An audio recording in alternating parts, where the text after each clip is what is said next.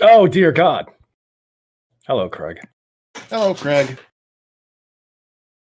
Yeah, so there's some stuff that was talked about earlier in the week. Now's a good time to go over it so you can start thinking about where you want to go and what you want to do. Tonight's game, we're going to get everyone back on track and pointed in a particular direction. What direction that is remains to be seen. I don't anticipate a long game.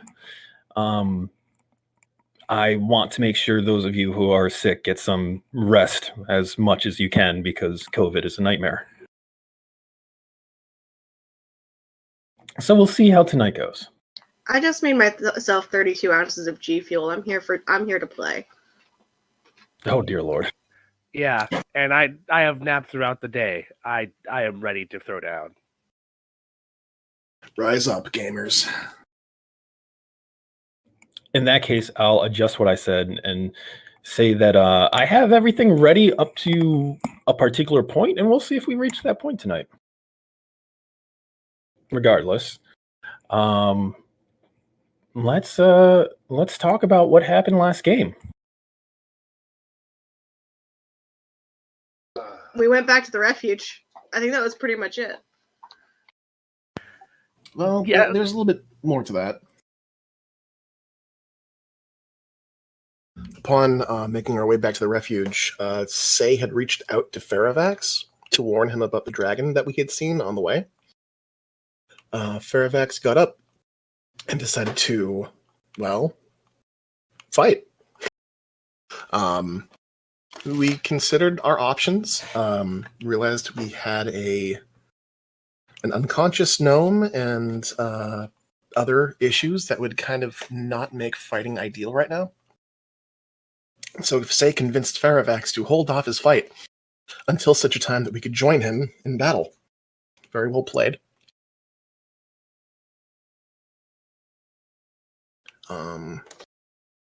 Upon getting back to the refuge, it was decided that an offering should be made. I believe some of us went out to find an elk or a deer or something big to offer to Faravax upon arrival. When we did get there, it was presented to him. He seemed... Mollified is the word you're looking for. Mollified? Not exactly impressed.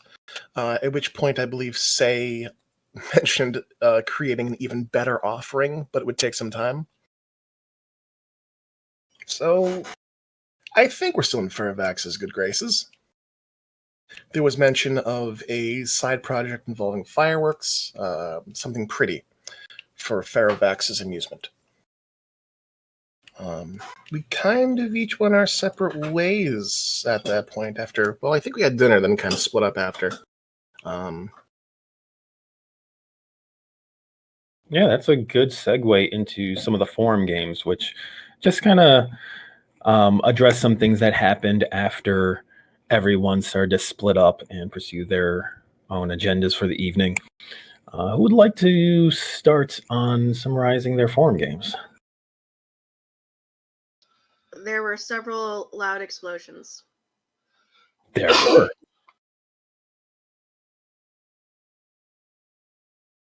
Probably fine. There was no panic over the earrings, so it was probably fine. I think at some point someone did check in through OOC chat, but was reassured that everything was fine. Yeah, I think Taliesin checked in and was like, is everything okay? And Say's like, yep, it's fine. It's fine. This is fine. Probably fine. If you see Say without her eyebrows, don't panic. No, she burned her arms because she's vain and threw up her arms to protect her face.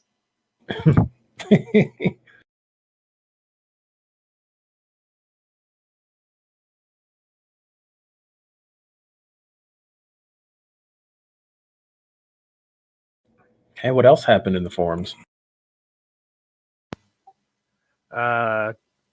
Taliesin and Mirai, or Taliesin spoke to Mirai a bit, led her into his glade and showed her the rogues gallery. She had definite feels and responses towards the statue of Kalamo and the picture of Matsos. But she is definitely keeping things close to the vest, and Taliesin is doing what he promised and not pushing. And what was that other thing? Oh, he got to figure out the original name that Matsos had before he betrayed Valor, which kind of makes it hilarious that Valor Company now wants to fuck his shit up, apropos of nothing. And it finished off with them going towards having some food at the hall with the ghosts feeding them, etc., kind of stuff, and kind of ended there. What was that name that you learned? I'd have to pull. I want to say it was like a demi something. I have to pull it back. Very close. It was Damodred. Damodred, yes. I have to pull that play back up. Taliesin getting some insights from our misplaced whoever the hell she is. What else? Kanani talked to Jaeger.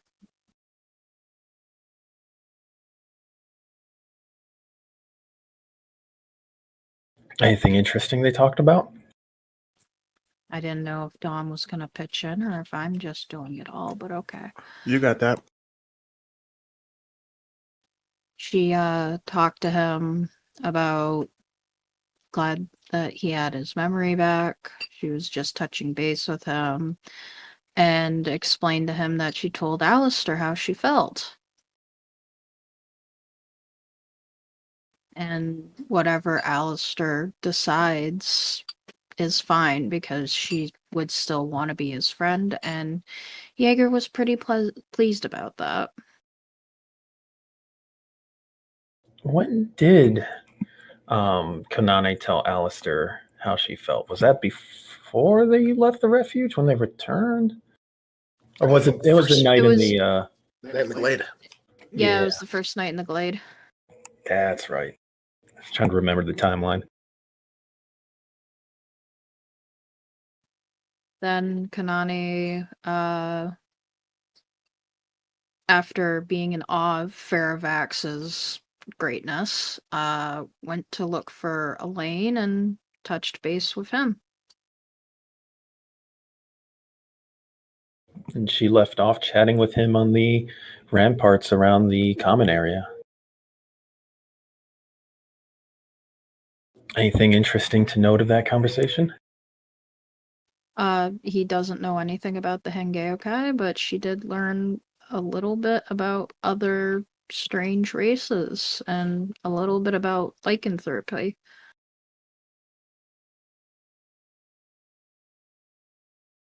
Indeed, indeed.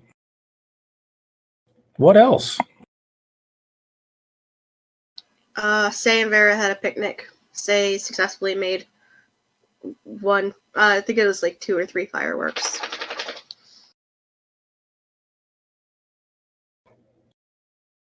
I believe Say may have talked Vera into, or the discussion came up of Vera training some of the people here to fight a little better. Yeah. Since she's feeling a little useless at the moment as she recovers from the encounter at the Eldritch Machine. Yeah, she also more or less said, I need someone, Say said, I need someone here who is going to, keep their head in case we go out to go conquer it and it turns out this was all a feint in order to make the refuge fall. And Vera is okay with that. What else happened on the forums? Alistair spent some time with Drummond. And how did that go? Well enough. He initially just had a quick temperature take about this whole situation. Alistair felt that perhaps they were overstepping their bounds by showing up and bringing a dragon in and kind of causing this whole idea that Faravax would own these people in a way, that they would be pets to him in some manner of speaking. Bringing the goblins here. He was worried that they, Valor Company, were taking advantage of these people, and he wanted to make sure that wasn't the case. Drummond quickly put that to bed, basically by saying, "You guys came and helped us. We are indebted to you." And this is maybe a good situation, even though it might not look like it. Alistair was super curious. After clearing the air, he had a whole bunch of questions to ask. Not just what the refuge was, but why it was, why these people acted in such a way, why they were all seemingly followers of the Wanderer, why it was so much different here, why there were so many strange people here, why they were just so kind of chill about this whole thing. He didn't quite get the cultural beats that he was looking for, but he did get information just about the philosophy and the way of life of the folks here, that wanderers need a place to call home too. And this is kind of it. He mentioned the Eldritch Tower, the arcane pilgrimage to Drummond. Learned that although Drummond was quite old, he was not the only shepherd. He's just one on a long line of many, and that some records were kept in an archive. Just the fact that there was an archive was enough for Alistair to kind of shift gears for the rest of the night. Drummond was kind enough to reveal the archives down below the common rooms. Got some books, started to point Alistair in the right direction to perhaps find information concerning the lay of the land, maybe get some answers as to what this Eldritch Tower was, who may have been here before, see if any of the former, scouts or shepherds might have had information. All the while, he began to probe Drummond about other aspects of the Wanderers. Alistair had pointed out a strange personality quirk of every follower of Kikini that he had met, that essentially they had a kind of duality to them. How could it be that each and every one of these followers was essentially two people in one? The person that they showed and the person that they were. Alistair kind of clocked that Drummond, through some of his actions, was not quite the bumbling and a carefree old man, possibly senile, that he appeared to be. Drummond had some tells, and Alistair had picked up on them. Drummond basically sat him down and said, "Hey, the fact that the followers are not immediately evident, that they're not their truest selves, doesn't mean that they are lying, or that the masks that they wear are tools or weapons. It's just one thing can be two things."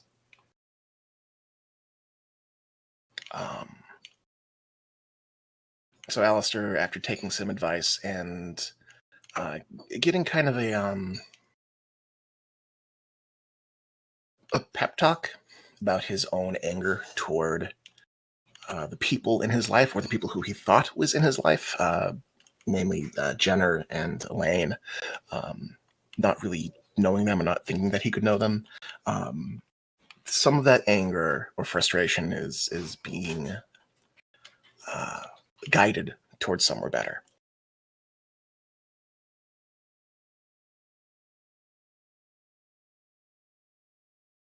All right.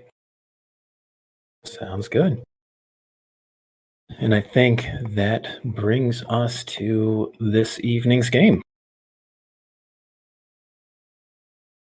We are going to open up around 9-ish p.m. basically a couple hours after the party has arrived at the refuge, giving everyone time to split up, do their own thing. At some point around sunset, Faravax actually leapt from the refuge and took off, flying somewhere into the mountains, vaguely in the direction of his cave, without so much as a word to anyone. So, for the moment, the dragon has flown the coop. And we are going to pick up with some of our party members who are scattered around. Klinkle, how have you primarily spent your afternoon in going into evening? Probably just winding down a bit because, ooh, Lord, that last not dungeon. Yeah, just taking in some food, enjoying your rest, and reflecting on recent events at the Eldritch Tower. Pretty much. Sounds good. You've noticed people coming and going throughout the cafeteria area. There's kind of a festive atmosphere among the travelers. Now that all of their wayward villagers have been returned home, everyone is feeling pretty good about just life in general at this point. You did notice some of your party members kind of split up and move about in different directions. Some of them heading out, some of them heading deeper into the bowels of the building. Everyone seeming to just find their own ways to relax and enjoy the evening. Jaeger, how do you spend your afternoon into evening?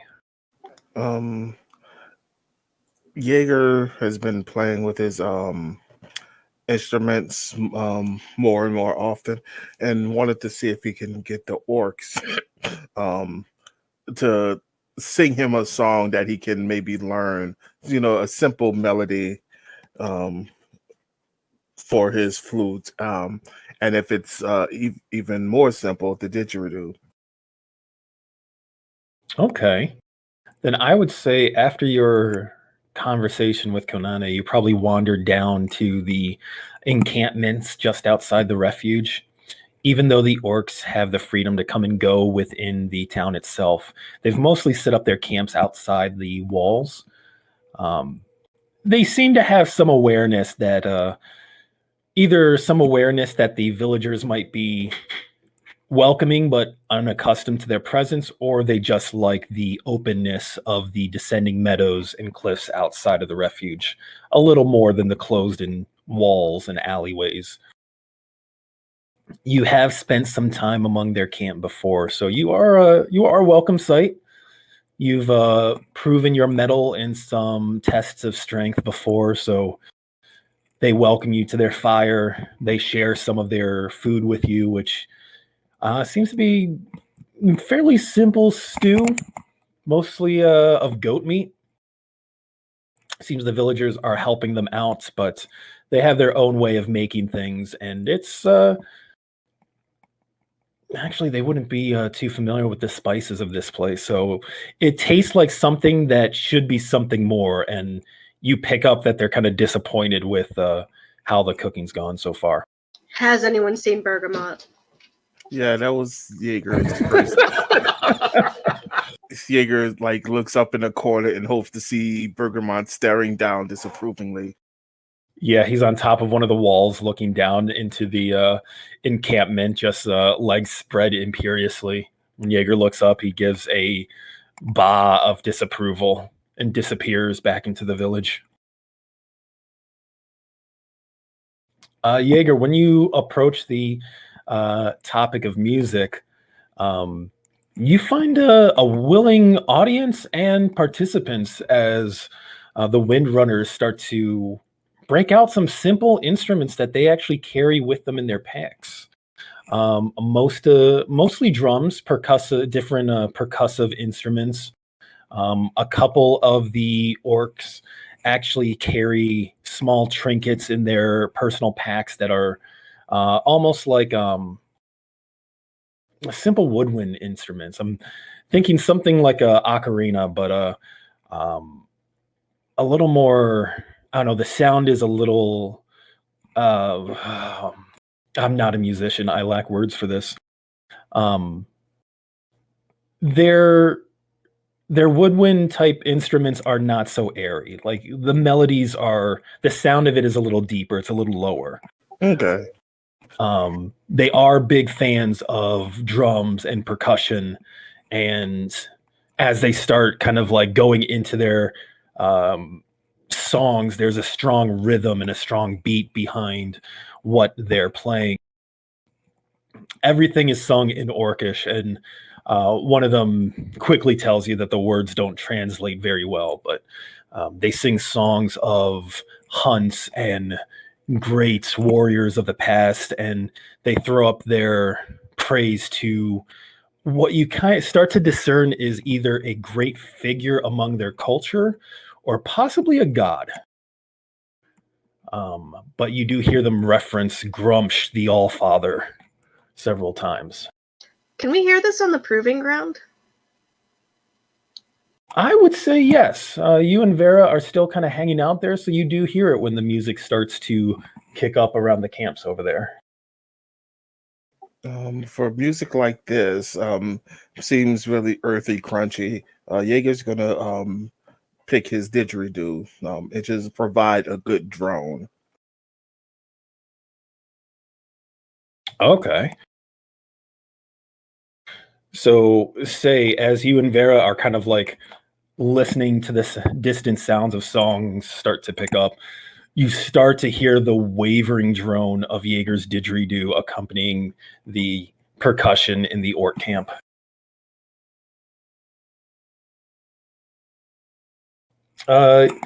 Jaeger, give me let's do a performance check. So you've got proficiency with your didgeridoo. Yeah, Just roll performance with advantage. it'd be flat because of exhaustion. Ah, Nice. still. Even exhausted, you manage to find the rhythm, find the beat, and you provide this wavering, rising and falling background drone that the orcs immediately like get into. Like they start matching their rhythm, and they adjust slightly, and you adjust slightly, and you all start making music together.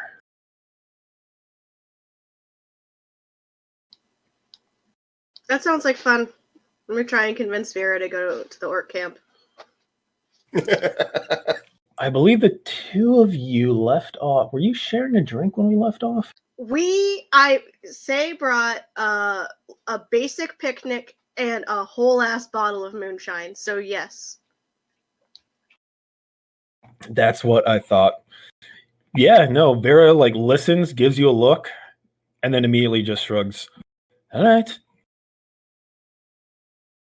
Yeah, we're gonna go check out the orc camp.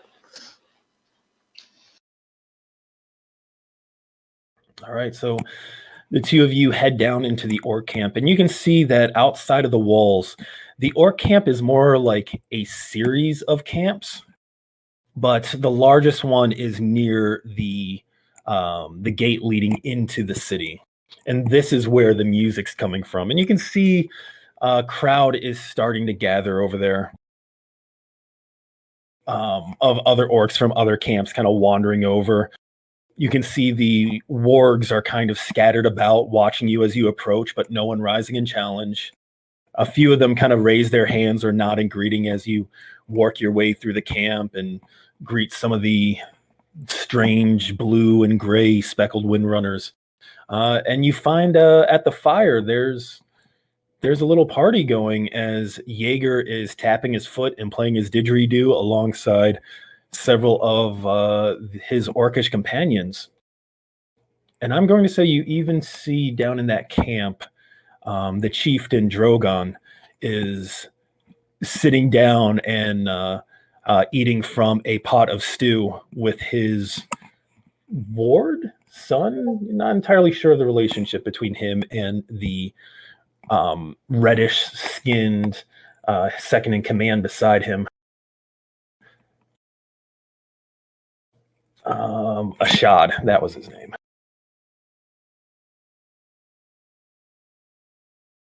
Let me move some people around.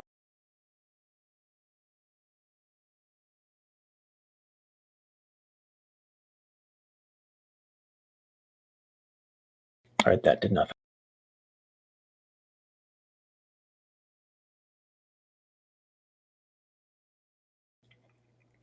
Not even on the right one, but yeah, all these people have kind of gathered.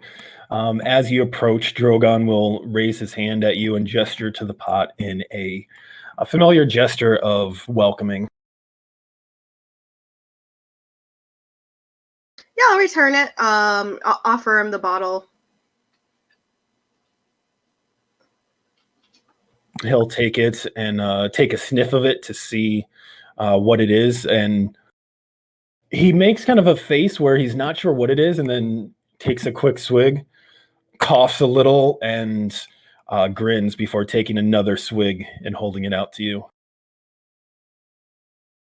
This is good. What do you call this? I think they call it moonshine. Moonshine. This is interesting name to call such a drink. This is definitely not how I had Drogon's accent before, but it is now. Just bang the DM gavel. Just blame the moonshine. Just blame the moonshine. The moonshine, it has hit me hard and is affecting the way I speak. It will do that. He claps a hand on Ashad's back and motions between him and the drink. This you must taste. It is... we must speak to the villagers and see if we might acquire such a drink. It is sure to keep us warm on these cold mountain nights. Do you offer Ashad a drink? Yeah. Making friends. Making friends. You're bonding with the orcs. Say is trying to be more like Alistair. Oh no. We'll see how this goes.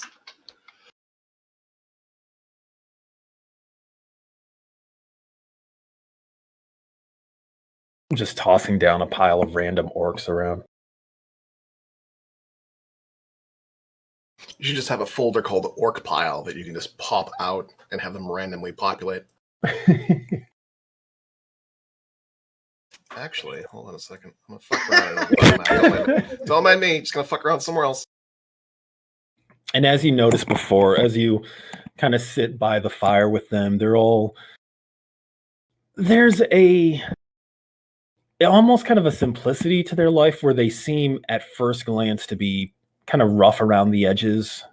The way that they prefer their encampments rather than the buildings inside the village. There's still a kind of rugged brutishness to them, but with the music and the companionship around the fire. And you can even see from the way they tend their wargs, treating them as somewhere between like horses and giant dogs. There's culture here. There's something deeper that you did not really expect to find, or rather based on your past experiences with orcs, there might be more to these people than initially met the eye, especially since among the Windrunners you do see the Windrunners themselves, as you've noticed before, are primarily blue and gray, kind of modeling along their shoulders and arms and chests. But you do see among them a kind of several orcs that are have mixes of red and violet in their skin. Red and purple mottled skin. They definitely seem like, on appearance alone, they seem a little different from the Windrunners, but they move among the Windrunners as though they were part of the clan, and they seem to be treated as part of the tribe. especially with Drogon and Ashad, who he seems to be treating as his son, even though you haven't had much chance to really speak with them outside of passing war council meetings.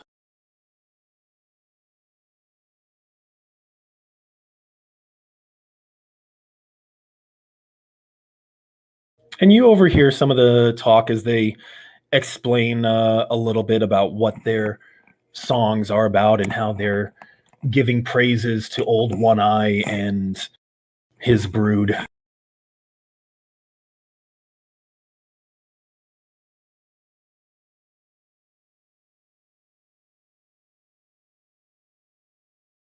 I mean, honestly, Say's had a little bit of moonshine. She's got a point of exhaustion. She's blown herself up a couple of times.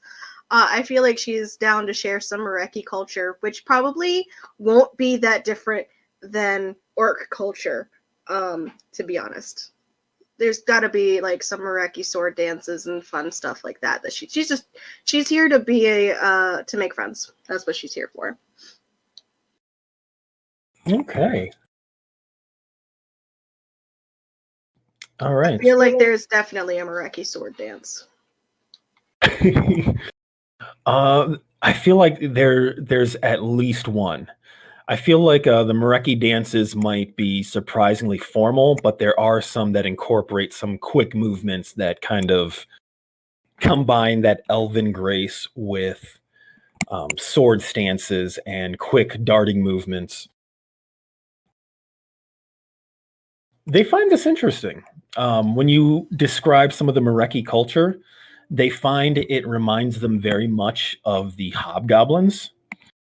However, there's a level of, when you kind of mention the loyalty to the clan and how the Mareki tend to be very family-oriented, clan-oriented, these are things that resonate with the Windrunners, who are similarly very tribal and very protective of one another.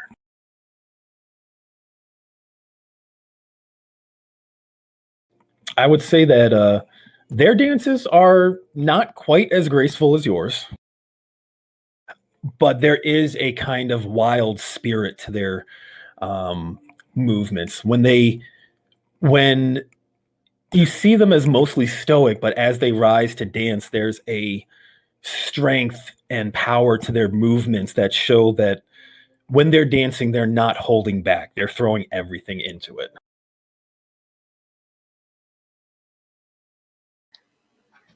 Yep, I'm here for this cultural exchange. Say will, in fact, teach them some fancy Mareki shit. And I would say if there's one or two topics about the orcs that you're curious, or if you're curious, Jaeger, the two of you have earned some goodwill, so you can get some information from them. Jaeger's going to actually inquire seriously about a warg pup, explaining that like it's kind of been one of his, not his dreams, but something he's looked forward to, and he's come through his adventure with a lot more not reverence but respect, what with his changing styles and his raging and all, meeting with the god. He still wants one, and would see like he's inquiring seriously about like the rearing costs and how much work goes into into trading one of these pups to be a warg. Okay. You find out in your discussions that Ashad is actually very interested in wargs and rearing wargs, as it were. And he talks about them as there's none that are pregnant or whelping right now, especially since they had to do a hard march through the mountains to get here. They haven't really settled up anywhere to oversee the breeding, but it is something he's interested in pursuing once things kind of settle down a little bit, or they can figure out where their path is taking them. The Windrunners being nomadic, they're not necessarily looking to go home, but at the same time, home is what they're used to. So you get that piece of information for free. Regarding the wargs, he tells you, he calls them vicious, savage beasts with a distinct air of fondness for them. It seems as though when they're young, they have a particularly nasty temper and require a strong hand to kind of guide them in the right direction. But as they get older, so long as you maintain a firm hand on them, they'll start to bond with you and follow you as kind of the alpha of their pack. So by the time they reach adulthood, you've kind of you've taught them that they are to follow you. They become very loyal to their masters. Among each other, they're a little rough. Oh wow. I like that picture of a warg. I think that's good to keep in mind. And he mentions that while once bonded, wargs are difficult to train for another rider, it's not impossible. And they have had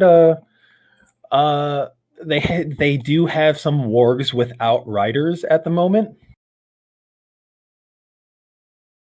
And if Jaeger is interested, he makes a friendly wager with you, Jaeger. Okay. By now, it's kind of filtered throughout the camps that you're opposing Ruin. You're opposing the gods that have seized control of their homeland.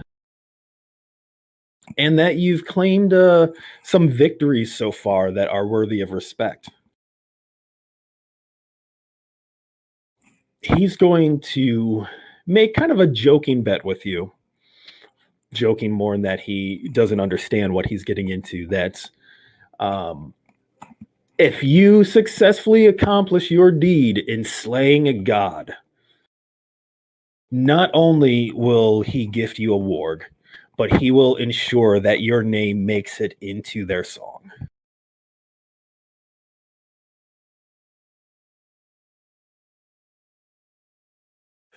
By the gods watching us, I accept your wager.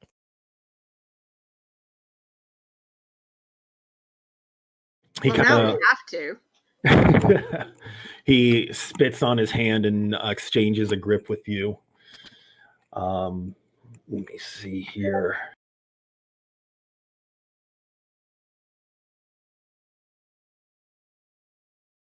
Then it is sealed.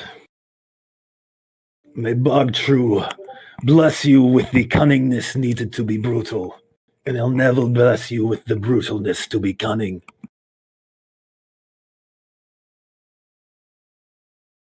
And Drogon will lean over and kind of like give you a hard hit on the shoulder. And may Grumsh's eye follow you in your endeavor, friend.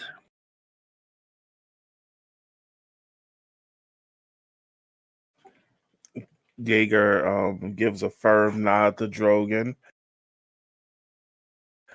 I am my allies assured to beat this god. Just make sure to hold up your end of the deal, because I'm coming back for that warg. There's no need to question my honor, Ashad says, kind of pounding his chest with one hand. I keep my word. Good spirits, though. He's not actually offended. For sure. Say, is there anything in particular you'd like to learn about them? I think Sage is curious about. I think she is going to be curious about the family dynamics and the and things like that. Just because there do seem to be some that don't quite match. But Okay, Say would put it in a better way, but my Heather's brain is a little shot. that's fine. So you learned some frankly kind of interesting things about their dynamics. First off, your initial glimpse of these other orcs and their different colors, you find out that they are from a different tribe. They are from a tribe that had been known as the Blood Axes, a tribe that was destroyed by the Windrunners during a conflict years ago. As that's kind of revealed, and there's this moment of the Windrunners and the remnants of the Blood Axes are living together. Drogon goes into a little more explanation about how strange that seems, and mentions that among the orcs there's a custom called bondsman. Basically, when a tribe takes on effectively prisoners of war, it's their duty to provide them a means to become part of their tribe. So when one gets captured by a tribe and accepts becoming a bondsman, it's pretty much an invitation into joining the clan and replacing the family that they lost, so to speak. You also get the impression from Drogon and even Ashad's quiet asides, who gets a little more sober when speaking on the subject, that the conflict between the Blood Axes and the Windrunners wasn't a clean conflict, and that the Blood Axes had been in the wrong.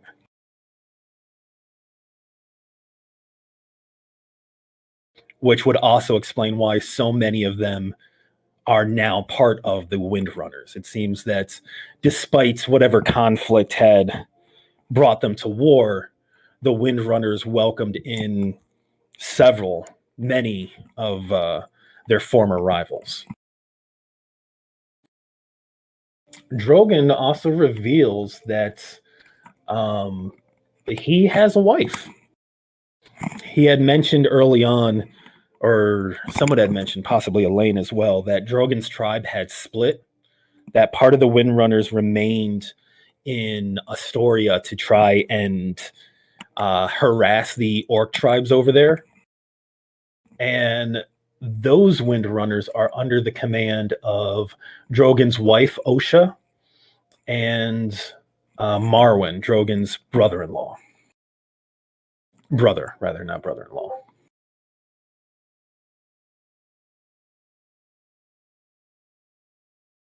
Interesting. Oh, there is one note I forgot, because among them, there are several orcs who don't look quite as large or imposing as some of their brethren. They seem a little smaller, a little slighter, a little more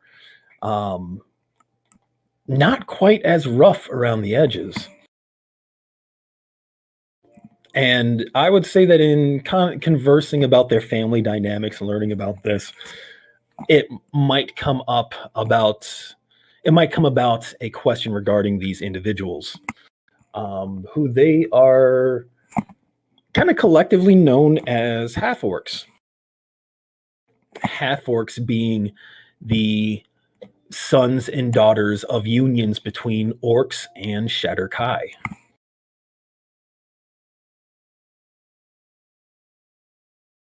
There's a bit of discomfort as the topic comes up, and Drogon explains that among orcs, half-orcs have a complicated position, but the Windrunners are grateful to have them so long as they pull their own weight.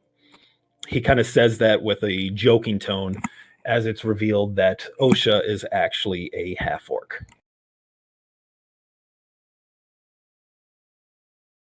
I look forward to meeting her. She sounds very formidable. I would accept no one less than my mate. To be frank, the Our people would not be thriving as much as they are without her counsel. That and her mother. You see him kind of roll his eyes a little bit.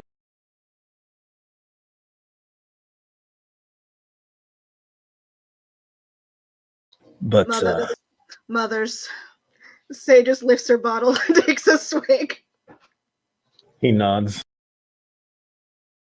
Nosha's mother is a priestess among our tribe. She is with the others in the country we left behind.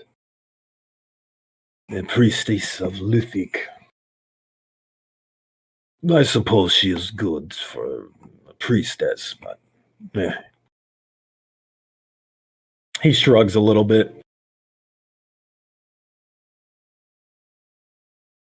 Good to know, as a former priestess. Love, congratulations for leaving the priesthood. I didn't leave, I was drummed out. In that case, I owe you a drink. Well, I'll take it. Drogon does confess to his shame that they don't have any worthy drinks among them at the moment. We'll get there. They are depressingly dry.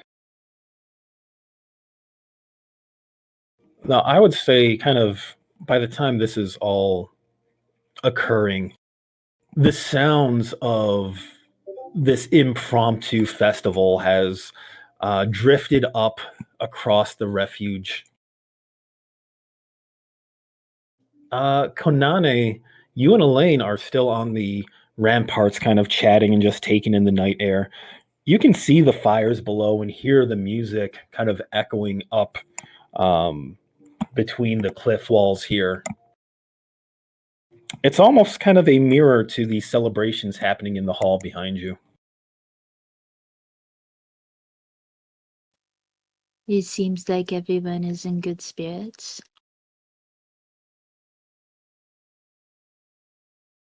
That it does. It is a good night for celebration, I think. It is a shame that I am so tired. I think I might just relax and not get too involved. That is certainly the wiser course of action. There's a time to be foolish, and there's a time for sleep.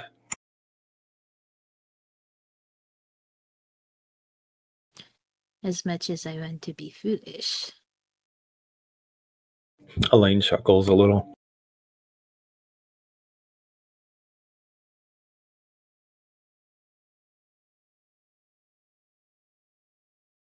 I should probably see about getting something to eat myself.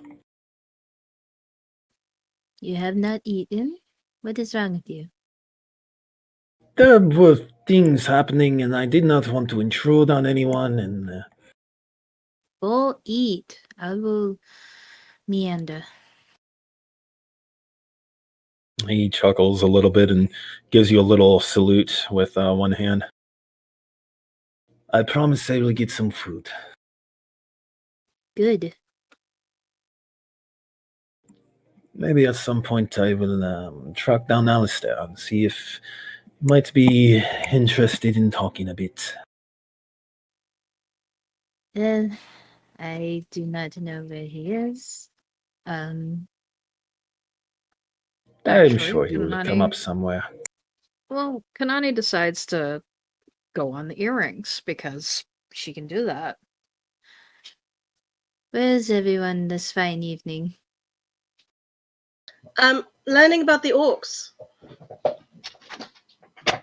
Learning about the Orc Mouth. Did you know there's an archive? They've got an archive here. There's books. Alistair, books can wait. Come meet people. Yeah. Let me just finish pouring through this book that probably doesn't have the information I'm looking for. Give me like 5 minutes, guy. All right, we're out front in front of the gate. I've learned quite a great deal about the orc way of life, and I've learned several dances. Wait, they dance? They do dance. Come see. Okay, give me like 4 minutes. Alistair's in the study hall where the books are, Elaine. If you want to get into his way before he decides to go and join Say with the orcs. Oh dear, he's planning to be social. Kanani I just, suppose I can antagonize him in a more social setting as well. Yeah, Kanani just shrugged. Eh, I will be Mickey. following him down too. I might as well. Sleep later, foolishness now? I think foolishness is going to win. It is not lost on me that Alistair's presence was simple enough to change your mind on such a matter. Kanani shrugs again, her ears kind of flicking. Eh, what makes you say that? The fact that you changed your mind as soon as you found out Alistair was going to head down. I mean, why would I not want to go join my friends? Something about sleeping, I think. You can see a slight little tug at his lips as he half grins.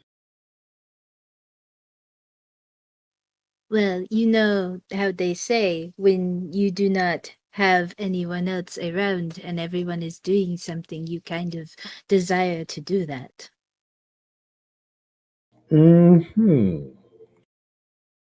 That is certainly a fair reason.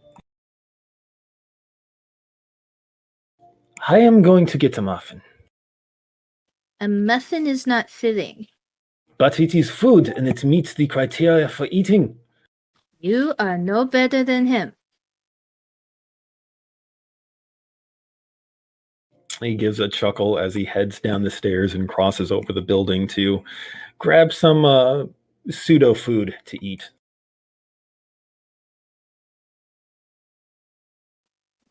Alistair, you Nani should is- bring your camera. Oh, Sorry, I didn't mean to cut you off. Oh, it's alright. Kanani will make her way to where Alistair currently is, because you might as well walk with him to the orcs. you get about as far as the common area when you realize you don't know where the library is. Then I will do the adult thing and ask somebody if they know. Right, Alistair. Roll me a d20, please. Straight D20. Straight d20. No, a gay one. It's a 19 on die. All right, that was a good one. 19 on die. 19 on die. Okay, so So what most is that total? this It's is a this fate is die. more of a fate die, yeah. Oh, okay. Alright. Most of the books you've gone through haven't revealed too much about what you were looking for, about information down in the Vale. Most of them have been more recent surveys or discussions about smuggling along the coast, and all of them seem to have been written after the calamity. Except for one volume that seems to be more of a excerpt saved in a binding it did not originally belong to. Seemed like a couple chapters of a larger book. In it, it's kind of a travelogue of a man who describes walking through a area that seems very much like the Vale, except he discusses walking out from the mountains and through a town bustling with people, about examining the wares of this land that he had never been to, and deciding to walk among the dragon fangs and see what could be seen from the highest points. He kind of, the way he describes it, both the geography, despite the flowery languages, seems like Smuggler's Vale, but the landscape, the presence of settlements and civilization does not seem any way like Smuggler's Vale as you know it. Also, the way he describes his arrival, he didn't arrive via ship, but he mentions arriving through a city at the base of these mountains, and from there going out to explore the Vale.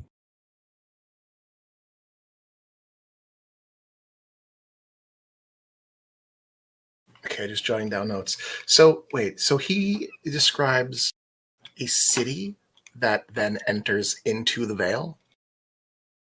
Yeah, kind of like a city within the Vale at the foot of mountains. And it was through here that he arrived.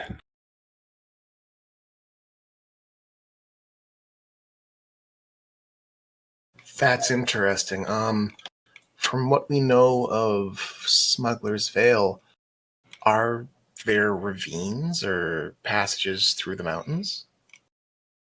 Not really. The Dragon Fang, Say would probably know something about the Dragon Fangs, since I believe it's the Black Fangs. I'm checking my map here. There's so many maps. So the Black Fangs separate Illyria from Smuggler's Vale, and the Dusk Fangs separate it from Astoria. You don't know much about the geography, but you know Say would probably know something about the Black Fangs, since that borders Mareki territory. Okay. If there was a way through, we would have taken it, I think. All right, I'm putting that feather in my cap. Oh, that's still there, huh? All right, cool. Alistair's gonna jot down some notes about this excerpt, and fuck, this is a book. There's more of this book somewhere else.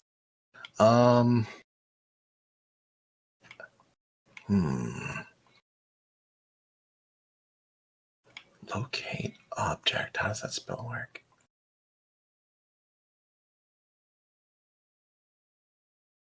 That's a spell I don't think I'll ever get. Nope.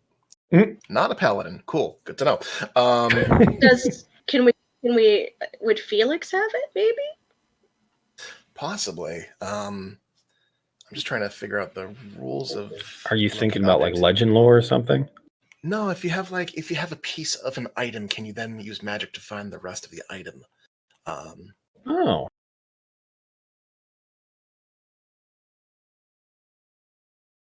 Oh, that's a thorny question. You are pondering this question when Felix does have locate object, FYI, if we want to. I feel like locate object would be the closest thing to this. Yeah. Okay.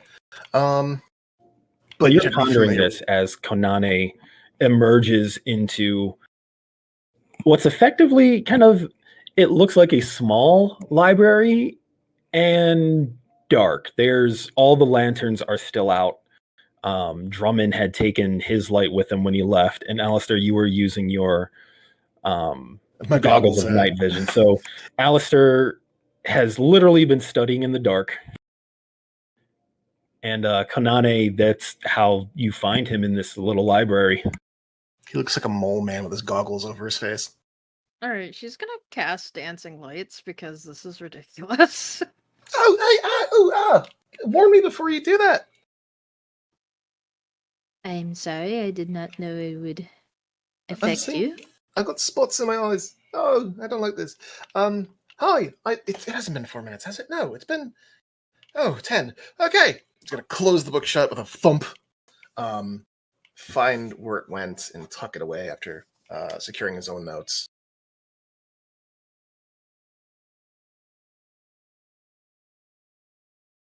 Okay.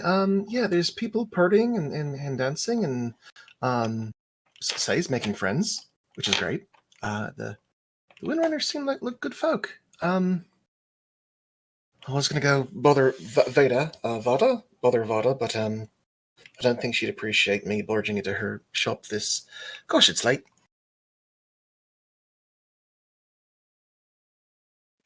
I like that the DM just changed it to 10 p.m. suddenly. I wanted the lights, damn it. I'm sorry.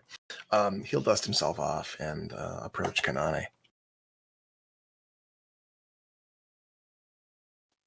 Did you find what you were looking for?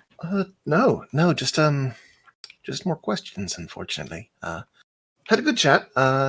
Drummond's a good bean. Really wise for an old fuddy-duddy.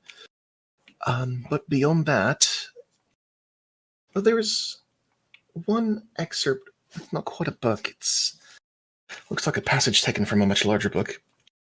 No idea what the rest might be.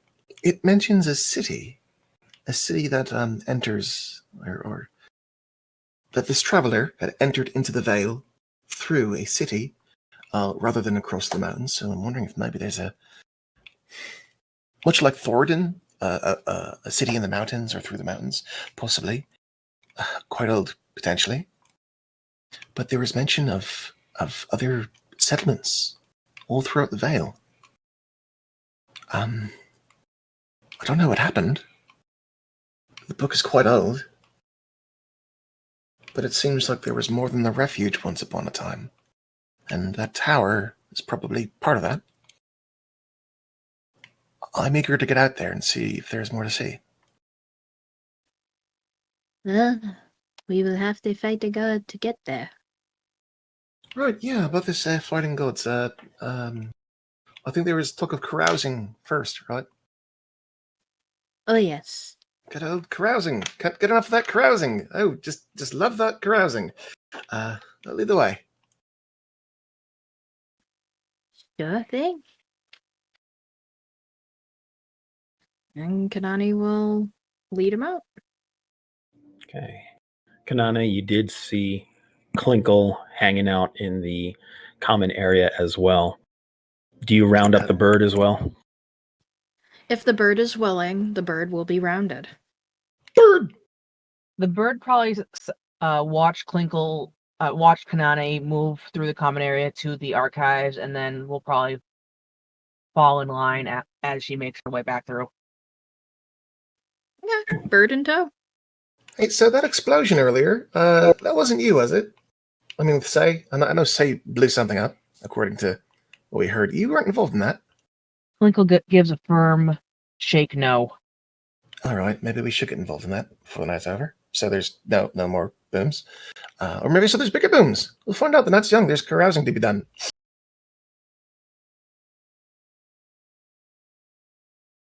Okay. Briskly follow. All right. And I'm now going to shift over to Taliesin.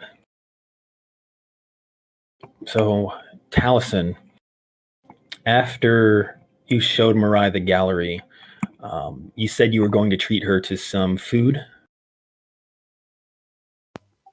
Yep.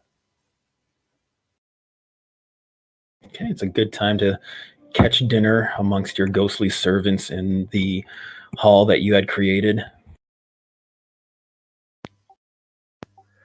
Yep.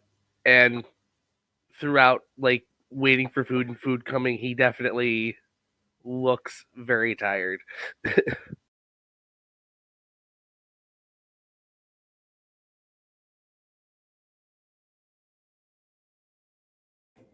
You look as though you are about to fall asleep on your feet, Taliesin. It was a hard pushback.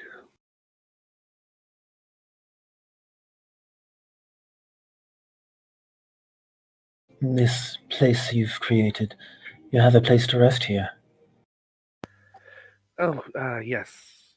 And I point upwards. I should have guessed.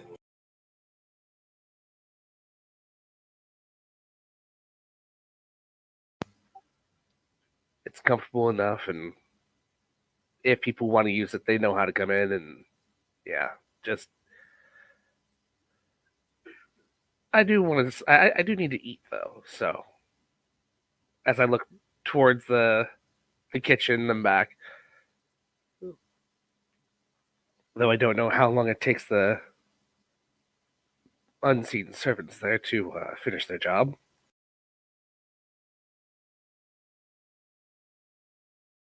Perhaps it would be better to experiment when you are more awake. I have a fear that if they take too long, you may fall asleep waiting for your dinner. Yes, but then I'll rest much longer than I need to.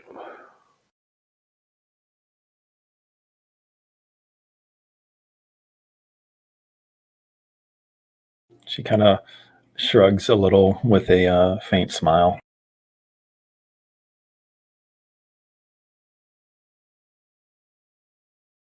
Well, I am sure your companions may wonder where you have gone.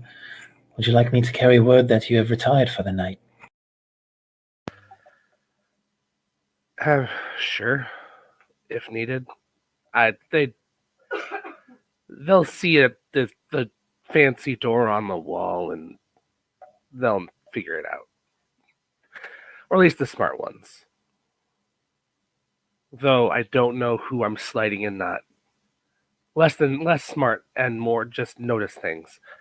I don't know. You're babbling. I mean, yes, but that's not the point. I think the point is that you should get some rest.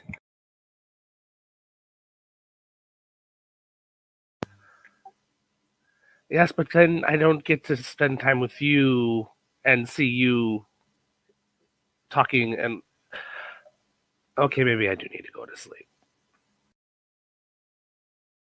She chuckles and shakes her head slightly as she makes her way toward the entrance/exit to the grove. Don't worry, I am not going anywhere. I don't feel much like sleeping any more than I have to these days. Yeah, after how long you slept, I don't blame you.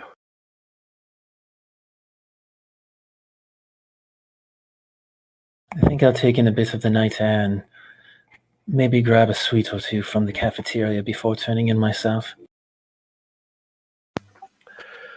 All right, seems fair.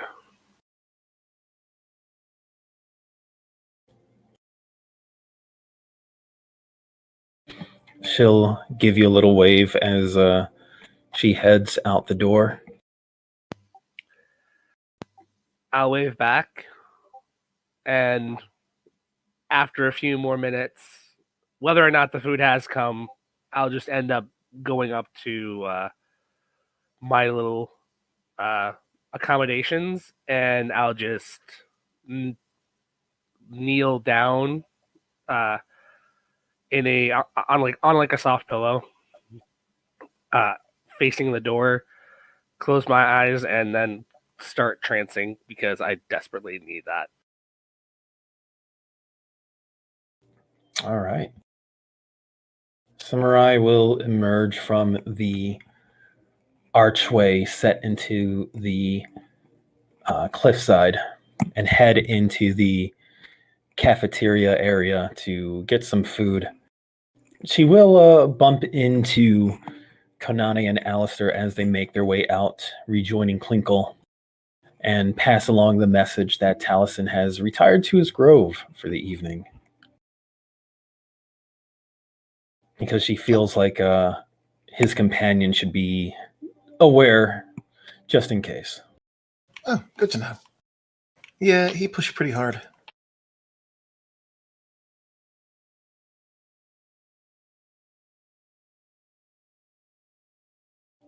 And as the group of you begin to head out down towards the orc encampment.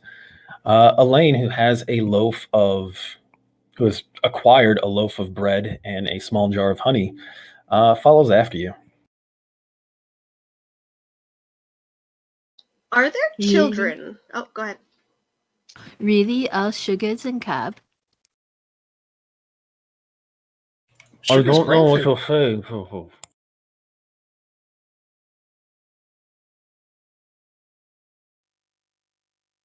It is fine. You are a grown man. You have lived this long, so your diet must be doing something for you. He just Better. gives you a thumbs up. Better's fairy magic.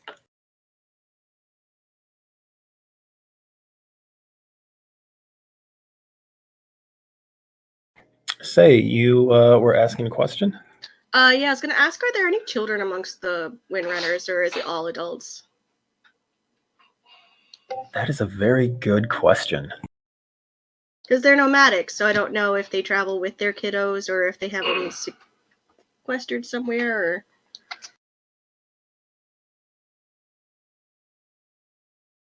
You don't see any children among them. You do see some young orcs, like orcs that look like they could be maybe around teenagers, a little younger. Probably the youngest you see is maybe like 12 years old, roughly. okay, because Say has like literally 17 wind-up animals that make noise and do little tricks. So she's just giving them out. The younger orcs are completely confused by this, by these little items. And I think between seeing what you're doing and were you to ask about them, Drogon will confirm that they do take their children with them when they move. However, most of the younger ones are in Osha's camp. They didn't want to risk them as they traveled over the mountains with Elaine and Taro and Vera, since they did not know what to expect. Oh, that's fine. Say's just giving out toys. Ashad will ask for one because he's just curious about what the heck it is. Yeah, she'll give him one. These little wind-up toys represent something far more complex than any of them are accustomed to. In fact, after like winding it up the first time and like jumping a little bit as it starts to move, Ashad will give you a sidelong glance. You did not acquire these from one of the goblin kind, yeah? No? No, I made these. These don't explode. By design, anyway. I mean, they don't explode.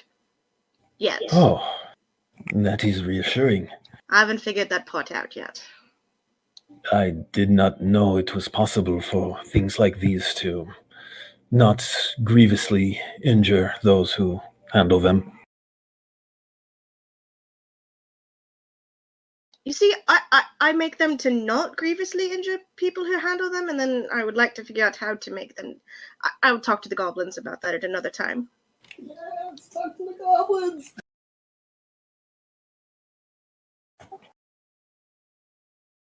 I should probably note that the small union of goblins that you acquired could be seen up in the feeding hall, kind of taking care of themselves and keeping far away from the orcs. Yes, these ones don't explode.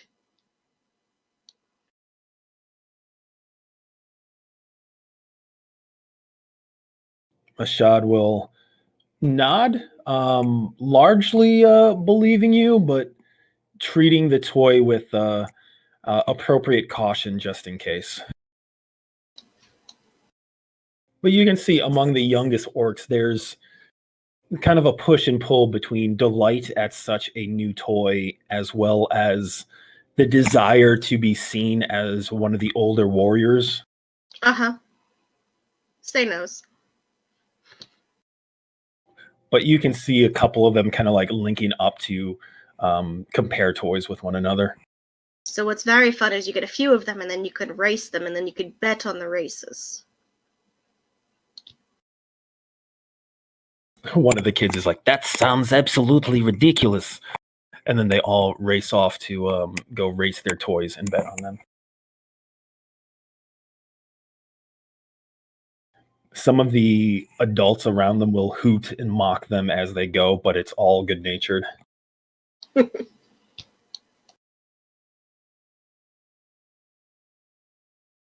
I say that's about the time when the band of Valor Company from inside the refuge will emerge from the gates and find a very kind of festive, pleasant atmosphere outside of the refuge.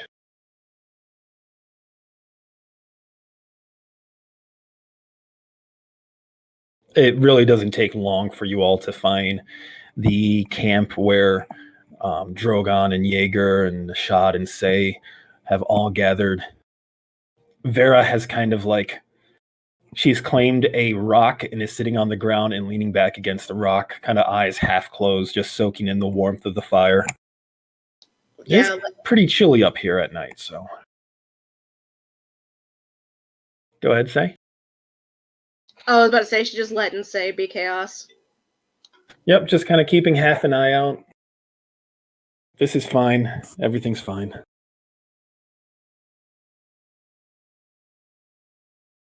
I'm gonna meander toward Drogon's camp. Nod politely and keep a comfortable distance.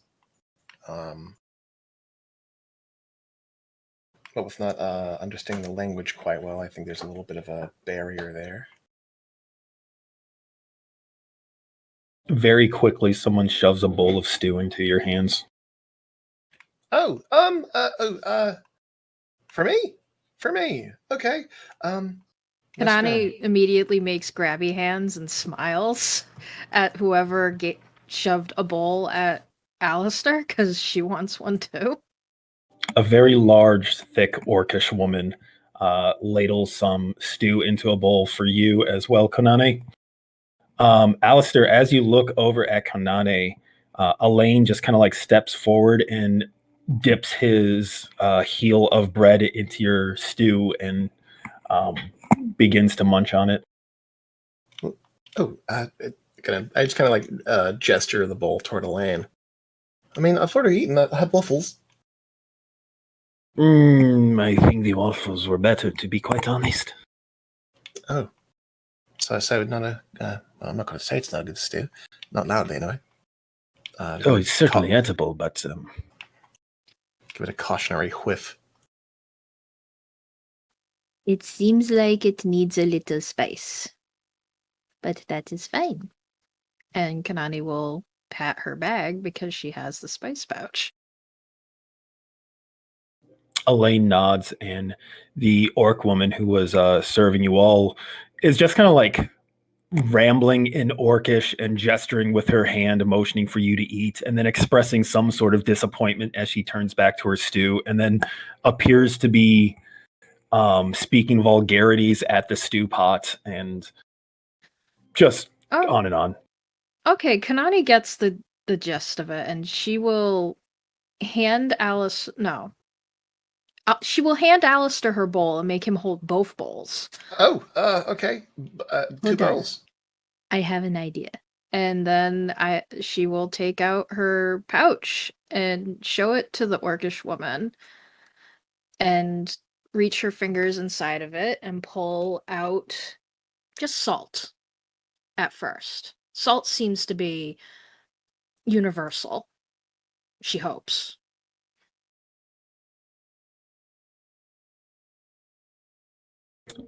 You have her attention as you hold up the bag and then reveal something very obviously some kind of seasoning. And she looks towards you, and you have the entirety of her attention as she leans over to look at the pouch. All right, so Kanani will gesture to if she could put some into the soup. waits to see if she nods. She will raise a finger and like gesture at the pouch with like a scooping motion and look back at you quizzically, hand still held.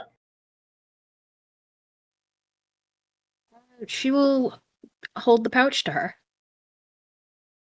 She'll dip a finger in, and it's currently set to salt. So she'll get a little salt out and taste it on her finger, and immediately just nod and gesture grandly between you and the pot. All right, Kanani will help season the pot, and then she will take out.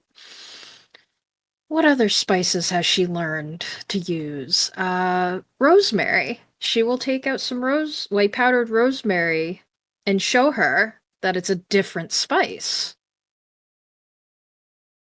This delights her as she begins rambling in Orcish again. And over the next several minutes, the two of you, along with one of her helpers, begins to kind of navigate your way through a conversation about how to liven up the stew pot. And you start to get a impression that they're accustomed to foods a little similar to a tone and spice. It's like they like warm food, they like spicy food, strong food. Oh, they'll get along with Kanani real well then. You've acquired a friend and an Orcish cook. Yeah, Kanani will help with seasoning it, and if there's a bit of a translation, she will say, I would give this to you, but it was a gift from someone else, and I don't think he'd appreciate me giving it away. But I can. What Kanani will do is take scoops of the spices out of the bag and kind of put some. I don't know if she can. Can she put scoops of spices into another bag? Is that? I think there's like 5 charges. It's supposed to be 10. 10 charges? There's Yeah. 10 charges. I think it's not endless, so No, it's not. One charge is 1 pinch of a spice. Okay. So, she probably would have used like 3 or 4 charges then for a big pot of stew. I'd say between you and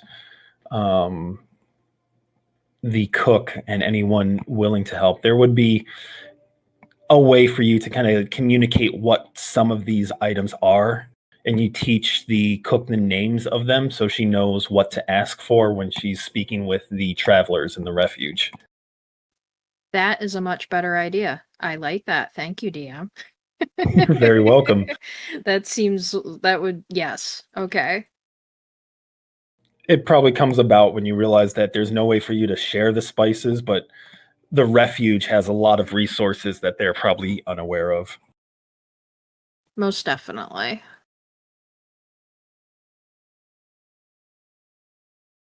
Okay.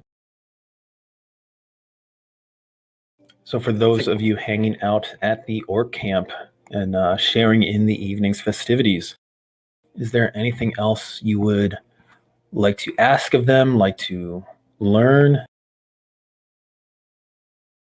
Any discussions you'd like to have amongst yourselves? Go ahead, Jaeger. Oh, I was just gonna answer saying Jaeger's tired. That one point of exhaustion. Gonna have to sleep that off.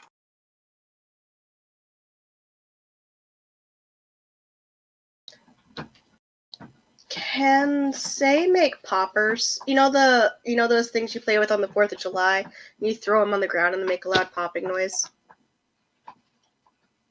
Oh, snaps. Bang snaps. Yeah, Bang those. snaps. That's a good question. Yeah. Feels like they'd be pretty easy to make given her background and how she's fucked around with explosives already once tonight. Technically speaking, bang snaps are just a tiny bit of gunpowder, some sparking gravel, and tissue paper. Yeah. Yeah, I feel like yeah, Say would know how to do something simple like that. That's simpler even than a firework. Yep. Yeah, she's being bad decision Santa Claus, I think. You know what? The orcs aren't helping her any because they seem to be encouraging her. I think we've discovered that when Say gets tired, she becomes stupid tired. Or hyper tired. Tired but wired. Tired but wired, indeed. Yeah. She's making those They out. entered and- goblin mode. Goblin mode. Goblins. I'm noticing some goblin-esque behavior, some goblin mentality here. Were there any goblins around to observe, they would approve. If they weren't fucking terrified of the Windrunners. They're gonna get some wrong ideas about elves, and I'm here for it.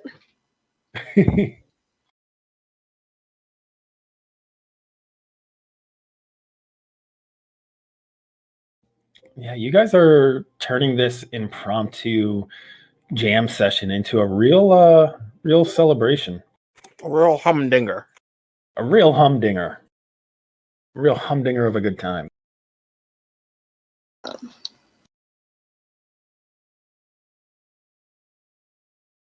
I'd say as you're all just kind of like hanging around the fire here, let's see who. Drogon will probably lean over to you, Jaeger, since you were the first over there, and you've kind of like earned some goodwill from the camp from your prior engagements with them. As everyone is kind of celebrating, and you're kind of like nodding off, half asleep. So, your tribe, they will be heading off to war soon.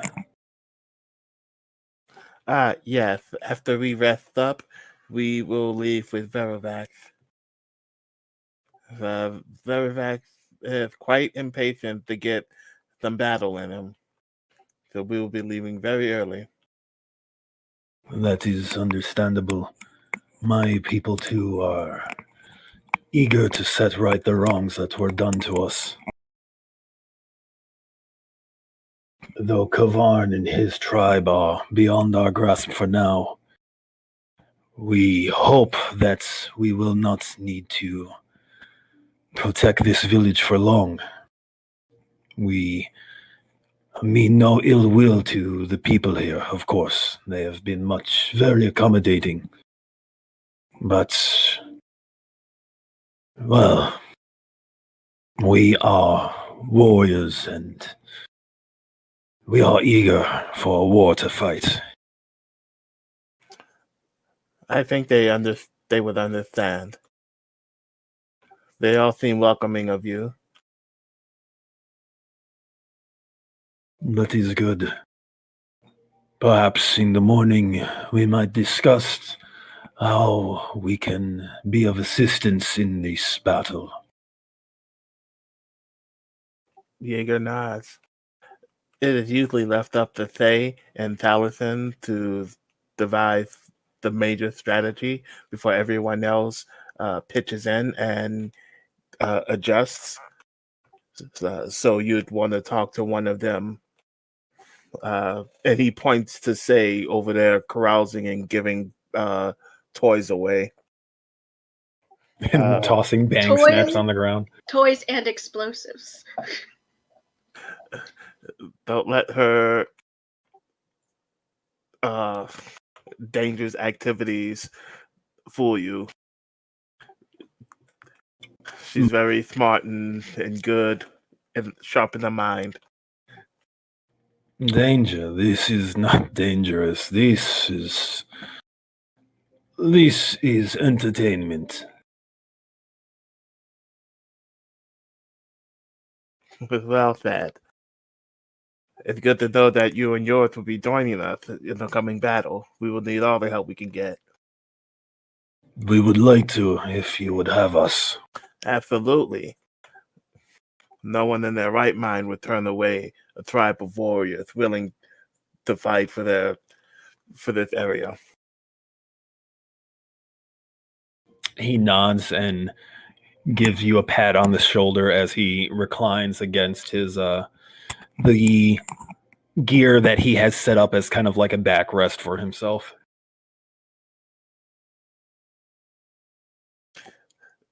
If I may ask, how many strong are you ready to ride? I imagine not everyone here is fully able to get up and go at a moment's notice. We are all in good condition. Some of us have not yet been blooded, but there has been many opportunities to ride to battle of late. Unfortunately, not of a battle of our choosing. We are perhaps... he kind of looks across the encampment and is trying to do some calculations in his own head. We are perhaps 50 strong here. That's quite a number. A number of us have our mounts as well. Unfortunately, the bulk of the Windrunners had to be left behind. But we brought as many as we could. I assure you, even those numbers will be a great boon to our battle. I'll be sure to let the others know that you'll be coming with us.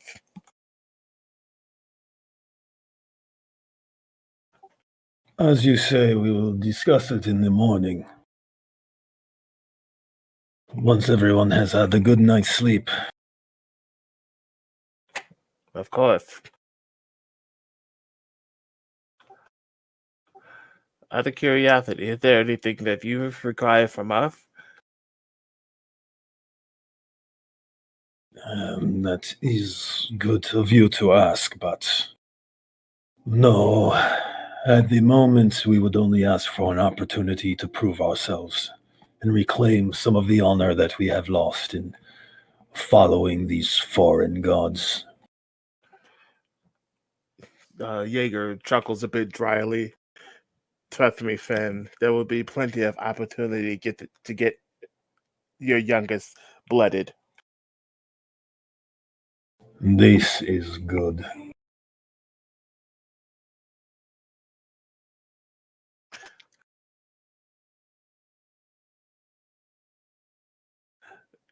After a second of thought, Jaeger leans back. If I may, what sort of weapon do you use?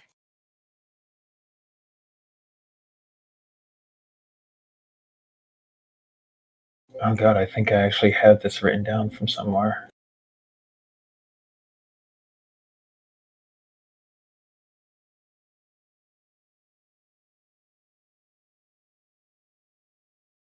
Oh shit, I forgot. I actually have a stat block for Drogon. Let me check that.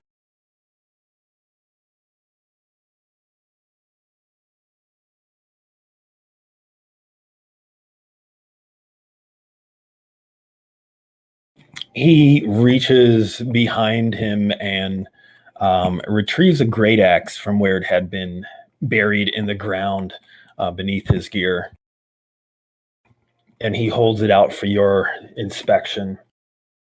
You can see that the hilt is stout wood. The cords are strongly tied.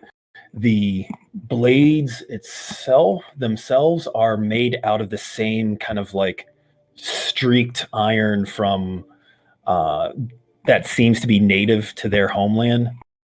Not streaked red, fortunately, but just that same kind of strange streak in the mineral that sets it apart. It looks very well made. considering that it doesn't seem like a village blacksmith put it together. With permission, Jaeger's gonna like take it, respectfully, look it over here and there, nod and give it back, with note to the metal, very interesting metal. I ask because some others in my friends have chuckled at my affinity for gathering weapons, and in our last fight with the slavers, I gathered a spear of fire. And if one of yours was able to use it, or you yourself, I would gladly give it to you. Spear of fire. We have heard such things used among the little ones that follow the ruinous gods.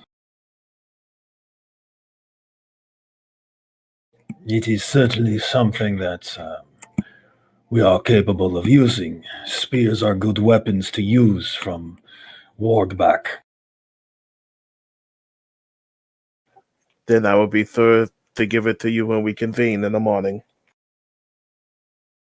I would be honored to accept such a gift.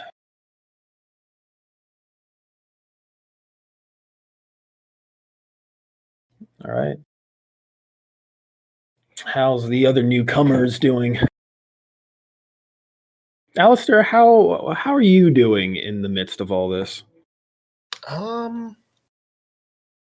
Well, Alistair's not really ever been too keen on partying, so he's doing that awkward like shuffling, kind of at the periphery, occasionally nodding in the direction, thinking he made eye contact, realizing he didn't make eye contact, realizing the nod was not for him in the distance, that kind of shit.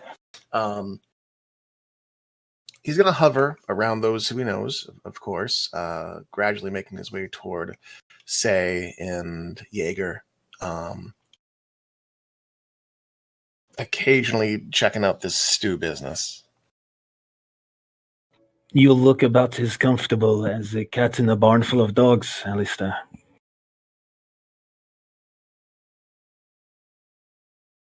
Yeah, that's not an apt description. No, it's just it's not what I expected. What did you expect? I don't know, but it wasn't this.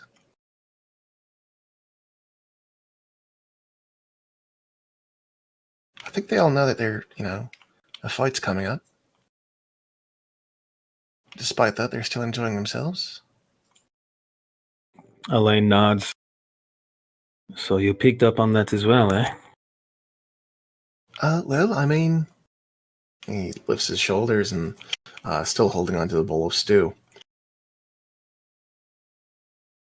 There's really not much else that can be done.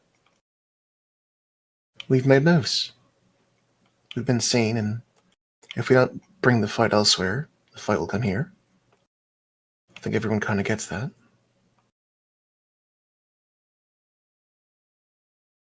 So tonight they feast, for they know not if they will survive tomorrow. Yeah, that's kind of bleak, but I get it. I get it. Elaine chuckles a little. Perhaps it is a little bleak, but I find there's wisdom in it. Maybe not bleak, maybe that's a word. Grave? Grave. Maybe be grave. Sobering, even, perhaps. I like that word better, sobering. Sobering is appropriate. Yeah. Sober. Yeah, stay sober, stay smart. Everyone seems like they're in their element. It's good to see.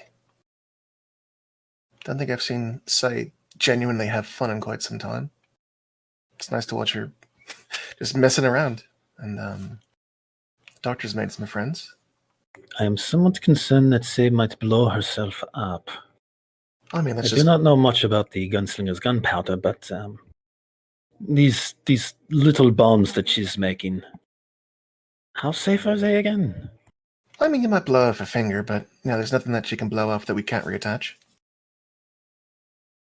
Now that is a sobering thought. He inclines his head and attempts to scoop some stew. Not big on spoons, these people. Not big on spoons, it doesn't seem.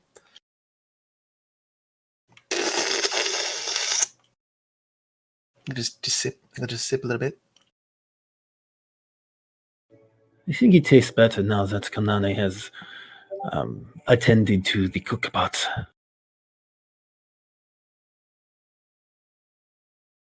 And he nods. Yeah, she's always quick to help when it comes to telling people how to make things taste better. Yeah, good cook is always valuable in a camp like this. Right. Oh, right. I must shove the bowl into Elaine's chest and hope that he catches it. Hold on to this. And he's going to begin to rifle through his things to grab his picto box as requested by Sai. All right, I think this is a good one for the books. And Alistair's going to begin taking pictures of the camp, of the celebrations, of the festivities, of Jaeger with his didgeridoo, of Sei, try to catch a shot of Sei as the explosions are blowing up. Get that flash, get some like red eye on her. Some young orcs looking alternatively terrified and excited as they gather around her. I would like to sneak a shot of Elaine at some point. He's mostly kind of hanging back and watching you. So when you turn the picto box his way, he'll grin a little awkwardly and hold the stew bowl in one hand and the jar of honey in the other, and then realize he still has the jar of honey. Oh shit! I need some bread. I've run out of bread. And you click the button right in the middle of his moment of flummoxation. Ah.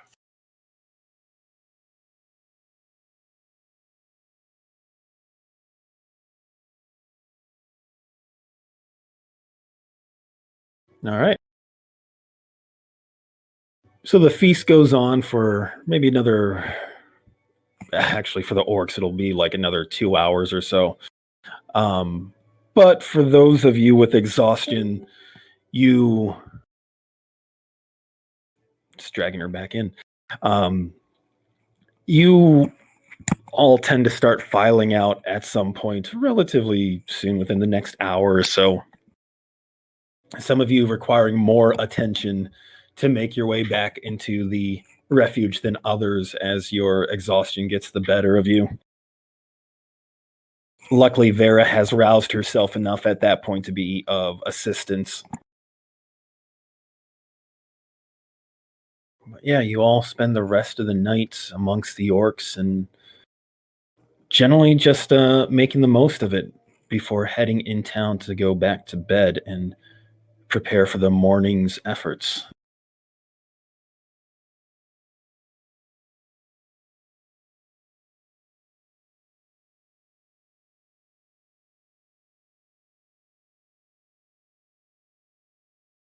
Jaeger's gonna sleep so loud.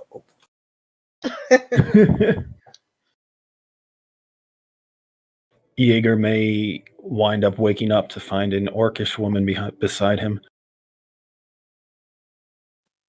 Again? Same one or different one? It's a very good question. Roll for it. Roll the fate dice. Did you did you hook up with a new one, or is it the same gal? Am I rolling for horny? If you want to. Please roll for horny. The question is, like, which result is which? I don't know. I rolled an 8. What's that mean? He's found his way to the cook.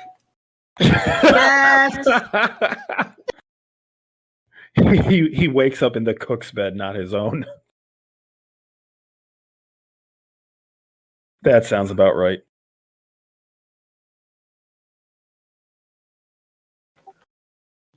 All right. So the night is otherwise uneventful. There's no raids, there's no alarming storms that come through. Although when the sun rises, Faravax has not yet returned. But the party, those of you who wanted to sleep within the refuge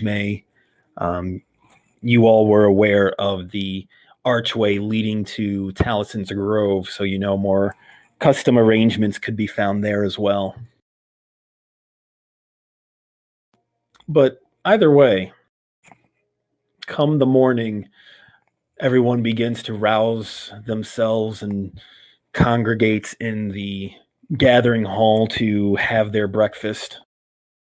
The crowd is much thinner here than it was last night. Most of the travelers are taking their breakfasts at home, kind of tuckered out by the night's festivities.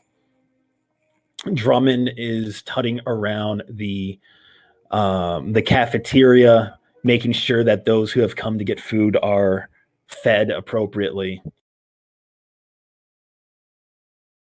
So I would say that barring anyone speaking differently, Valor Company would probably be gathering in the hall alongside some of their allies. Yep, time for a war council.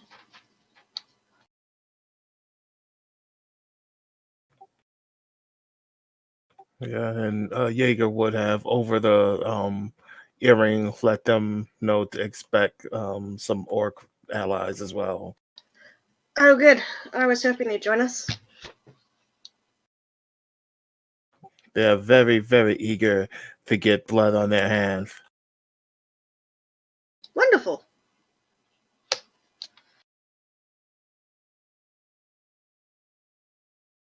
I love that the response to that is wonderful. She had a good evening, and she's a Mareki. Heck.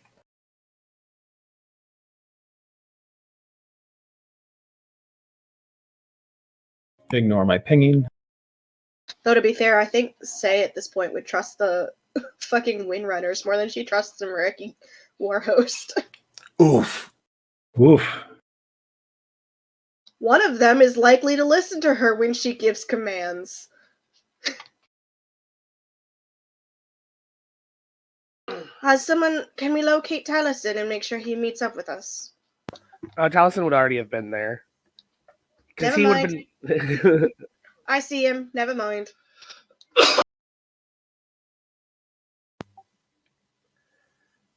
I do make my way over and. Okay, so yeah, let's. So where do we want to kill him? And do we want to goad him into getting there faster?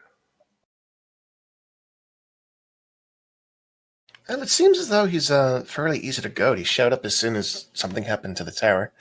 So clearly he's keeping an eye on things. I think if we were to attack either the prison camp or go through the entryway, any kind of activity would likely draw him right away. Incidentally, I believe you all should have access to the Smuggler's Veil map. I know we've got like a little expandable navigation bar at the top of the map screen. And Yes. all right, cool. So you all should be able to flip between the refuge and Smuggler's Veil as you see fit. Yeah, I would honestly suggest the entryway, the portal. It's a big target and very dramatic, and it will shut off any reinforcements coming through. Jaeger nods his agreement. If we went somewhere else and created enough of a ruckus, that's a great hit, but then we can expect perhaps twice as many foes to deal with. The portal is indeed a great option.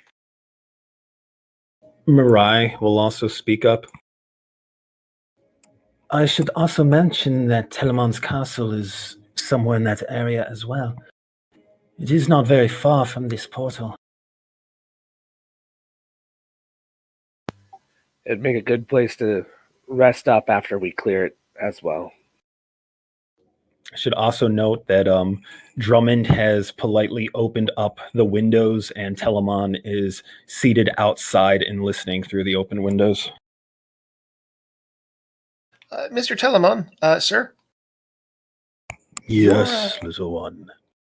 your fortress, what does it have in? Does it have any? Not just fortifications, but well, how do you protect yourself? To be quite honest, there are not many creatures in the skies that would attack the home of a cloud giant. Fair, very fair. You know, it makes sense in retrospect. There is the occasional rock that flies too high, but I find it simple enough to chase them off with some of my own weapons. He taps his chin a little bit. Thank you, Mr. Telemon, sir. Of course.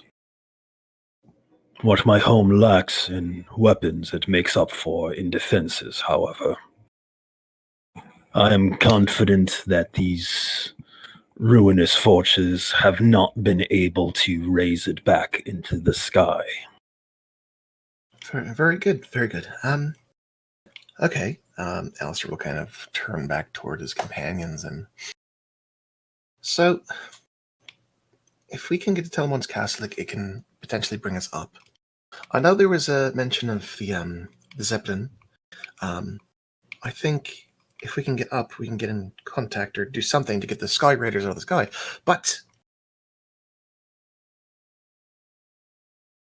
the prison or the entryway, I think that one of those has to be our first hit.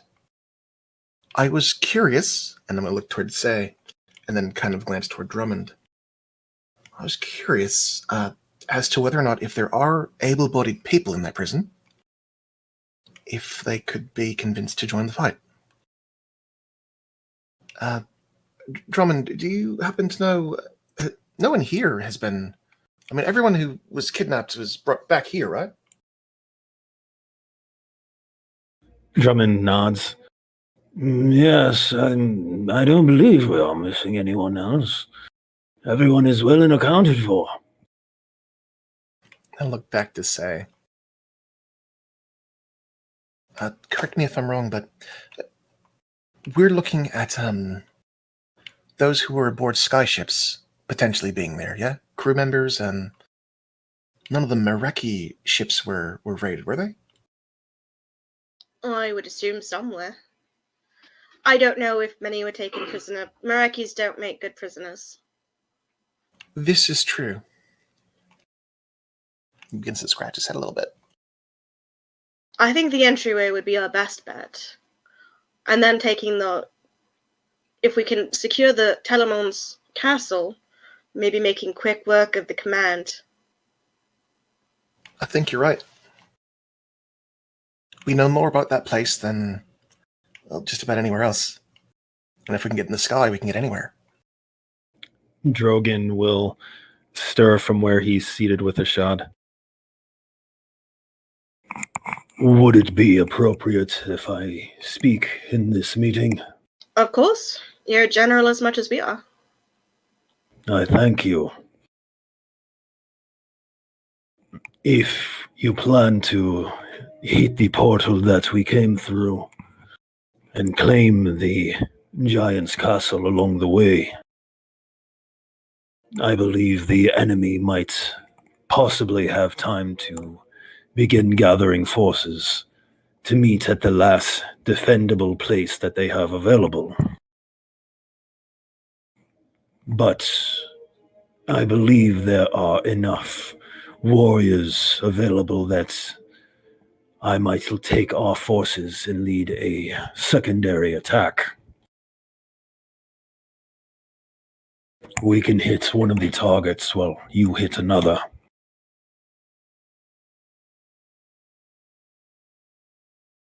We do have the ability to communicate via long distances fairly well and reliably. especially now. Taro adds in.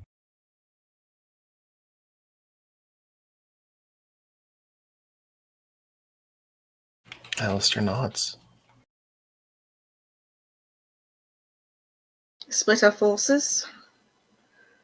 The Windrunners take the Hobgoblin command while we take the portal. I mean, there's bound to be a lot of hobgoblins there. You'd need a lot of people to counteract that. Not exactly a sneaking job. We have 50 warriors among my tribe.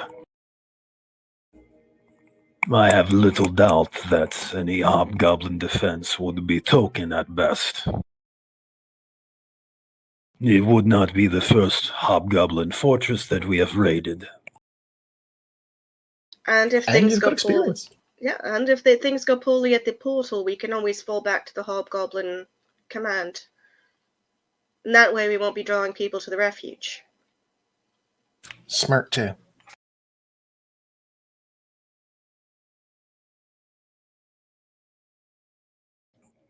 With the wargs, we will be able to move quickly.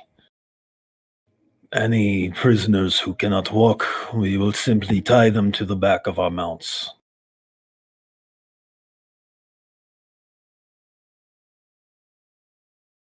That just leaves the question of coordination. How exactly will we get messages back and forth between us and Drogon? I have the Palantir. I can check in fairly regularly. Snap a finger as the hairs on the back of my neck lift up. Right, that thing! That thing! Right, that thing. It will give away our position though. If anyone think else that- is on the system while we're using it. I think the explosions might give away our position regardless. Fair enough. I mean, there's a portal of some kind. There's Arcanus. There's a 10 Drogon word. Mm-hmm. The big guys with the demon blood.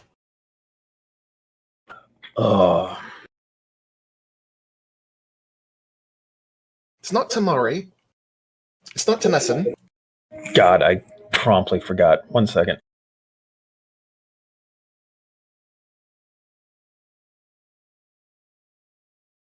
I have these, I swear.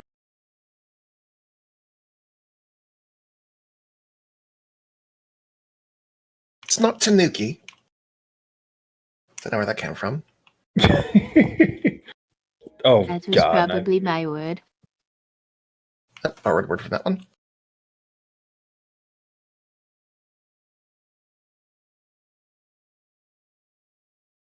One moment, please. Oh, game froze for me.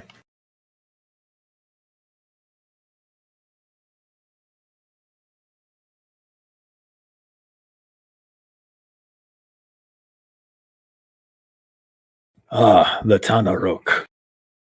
Tanaruk. I will get the pronunciation down eventually. It does sound like a job for specialists like us.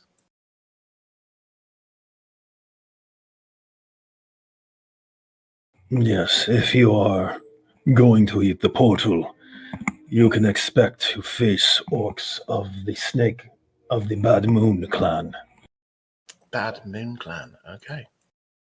Is there anything you can tell us about them? They are fiend binders and shamans. They do not follow the old gods.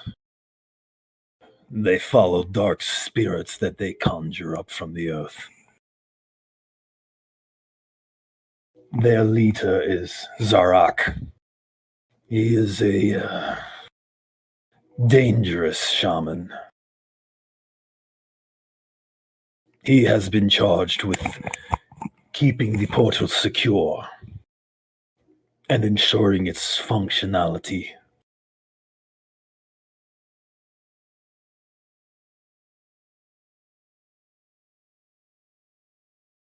Their warriors are not as adept as my Windrunners, but they are capable. It is their shamans to be more concerned of.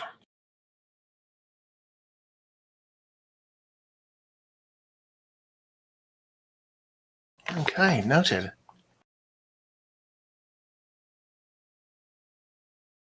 Feels like a solid plan. Right then. Drogon and Ashad nod. Mirai nods. Elaine perks up. Oh, we also have the communication device for the thing that I made. That can also be used if we do not want to be discovered. Very true. Are you planning on going with the Windrunners then? I am not certain as of yet. I was going to speak with Taro and Vera to see how we were thinking of splitting ourselves up. Kind of glance towards Say. I know Vera was planning on staying here to make sure that the refuge had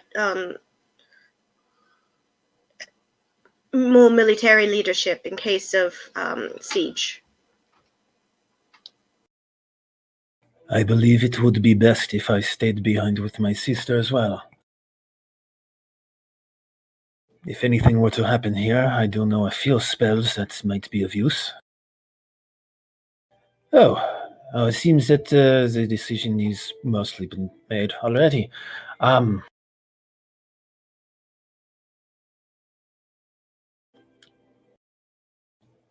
Well, to be quite honest, anyone can use the device. Based on your plans, where do you think would be the best place for me to go? I like the idea of having you with us, honestly. Trixie magic users. I'd like to have one more magic user on our side. Elaine will nod and look over at Ashad and Drogon. I can show you how to use the item in question. It is quite simple. It is not goblin made, so again, no need to worry about it blowing up. I'll explain it all later.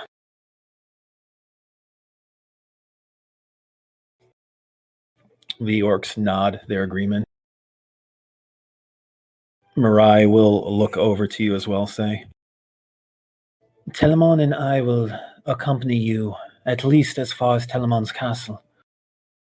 If we can get that Skyborn, then it could provide a formidable opportunity. Certainly could. Drogon, with all due respect, I would like someone, elf or human, to travel with you just in case there are prisoners at the Hobgoblin Command that are Mareki or Illyrian, at least. At that point, Drummond kind of taps his cane a little bit. Actually, I believe there might be some among our rangers who may be able to accommodate this. Especially if they are surrounded by a bunch of capable, strapping, young men. People, orcs, yes. I'm sure they will be able to assist.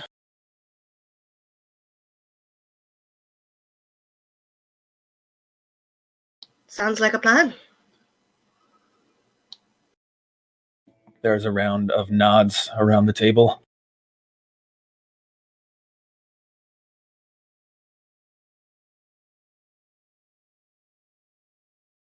All right, so things sound good. All that we are... And before he finishes, you hear the heavy flap of wings as, surprisingly early, Faravax returns to the refuge.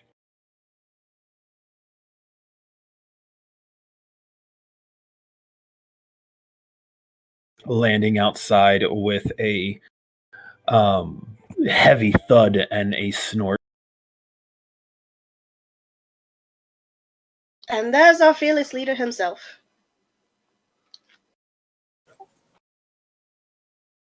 Remarkable timing on his part. I don't even think it's noon yet. And you hear kind of a half roar outside. Where are my minions? Oh, we're... Let the We're dragon minions have now. peace. On our way out, we were just finishing your battle plan, sir. Who did this to us? Now, Doctor, we did this. And I make a hand fist pumping gesture. Go team! Yay! Yeah, begin to make our way out. Alistair's going to start to file out. Assuming attention is all outside now. As you all emerge, you see Telemon rises and he gives a bow of respect to Faravax as the dragon meanders over, kind of flexing his wings. Faravax, meanwhile, gives a polite bob of his head back to the giant, demonstrating a mutual respect between the two of them. They're friends. It's a pity we don't have banners.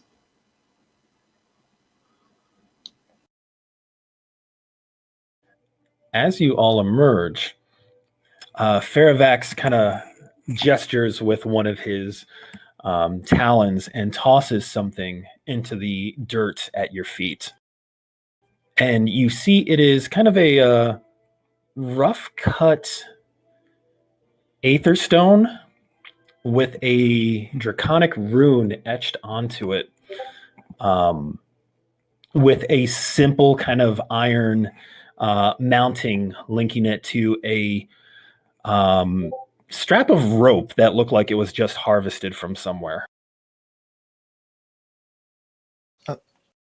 I'm going to approach this and give it a look.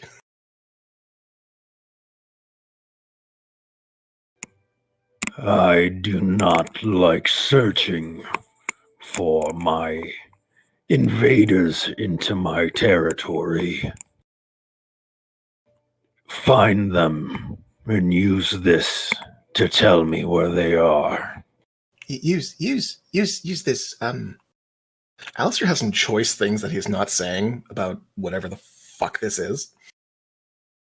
What exactly is this? Good dragon. What exactly is this? It will call me, so long as you are in my veil.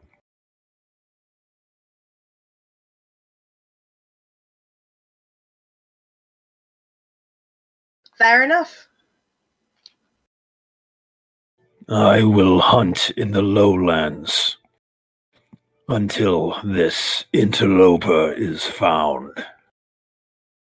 But for now, I sleep. And he turns and starts to head back over to his nesting corner. A rightful and well-deserved rest. Okay, I gotta figure out how this thing works. Don't accidentally make it work while he's there. But that's the whole thing. Is I don't want to try, accidentally make it work. I want to know how it works so that I can, and I don't accidentally do it. I don't suppose we make it explode. What does the rope do? What is the iron all about? Is this draconic? Is it like a sling? It's just a single rune. I don't understand. Perhaps you throw it in the air and make it explode. Would you stop suggesting it would explode, please? I hope it explodes because that would make sense at this point. Can I roll an Arcana check?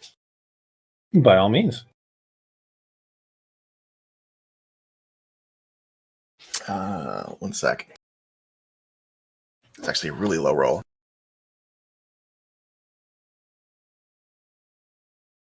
Fuck on my attributes. Arcana. 16. 16? Mm-hmm. You know enough about magic and magic items to know that the construction of this item makes no sense. There's no runic, there's no code written on it. It's just a single draconic rune that is etched onto a aether stone. Did he make this?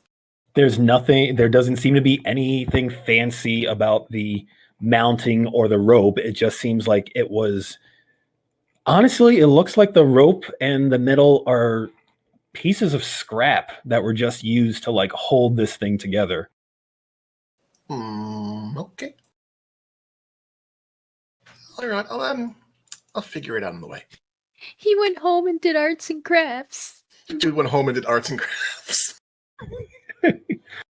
The rune does look like it was scratched in by something sharp and solid, but not particularly even. Like a claw? Reasonable guess. Right. We'll figure it out. We'll figure it out.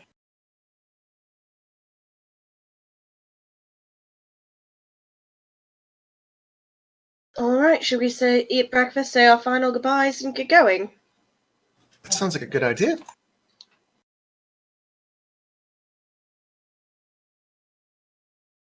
Jaeger's gonna be sure to hand Drogon the fire spear. He will nod as he kind of hefts it a little bit, testing the weight.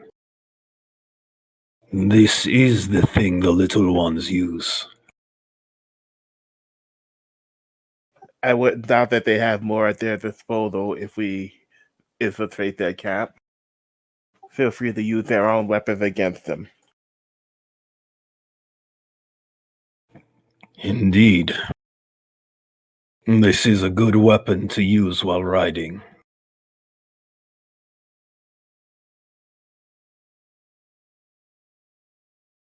At the end of this campaign, hopefully I can recover one for my own. I will keep it warm for you, my friend. Jaeger chuckles. Looking forward to seeing you at the end of it all. He holds out his hand to grip your forearm and exchange a nod. Good hunting, all. Jaeger gladly exchanges the arm shake.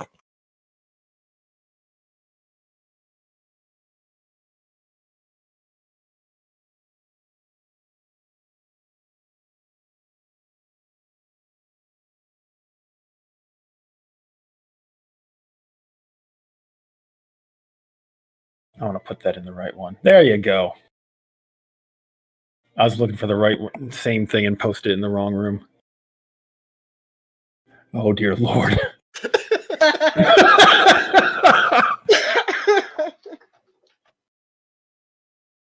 This pleases me. I couldn't Wow. not, sorry. Paying attention, I swear. Hi, good hunting, sir. And all that. Oh, wonderful. I'm gonna lug this Aether Stone and metal and rope and put it somewhere safe. If it looks like it's like unwieldy for Alistair, Jaeger will take it until it's ready to be put in the portable hole. Oh, it is small. Like it's not like a giant stone. I would say it's probably the stone itself is probably just a little smaller than an outstretched palm. So too large to be like an actual pendant, but small enough to still be like carryable. Okay, because that was indeed my next question. Or, my next idea, could it be a necklace? Honestly, it's probably of a size where like if Jaeger wore it, it would look like like one of the oversized clock that what's his name had in the 90s. Oh, okay. Oh, fuck, why can't I remember his name?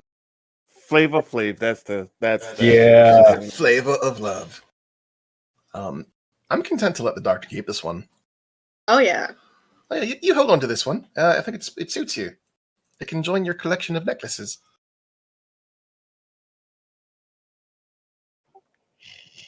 Jaeger will wear it as a necklace or an earring, whatever fits. Definitely a necklace. You can add Faravax's token to your inventory. A token of So- Faravax. So we need every one of Dom's characters to be the champion of a dragon-like creature. Oh hell yeah!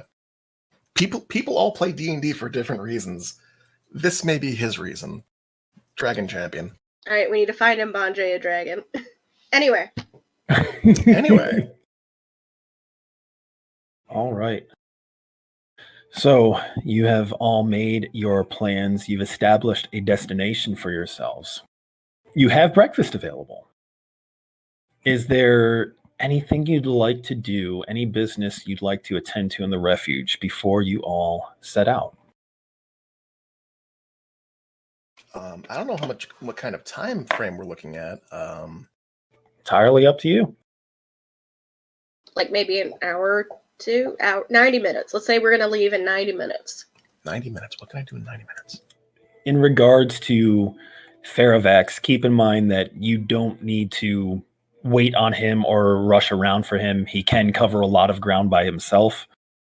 And he's going to take a nap through the morning because he was up most of the night. So he'll probably be in position down in the Vale towards the end of the day or the following day, which should complement your travel down into the Vale pretty well.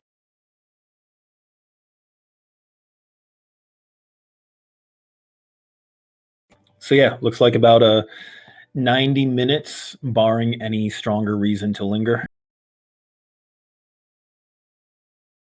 Yeah, seems good. Seems good.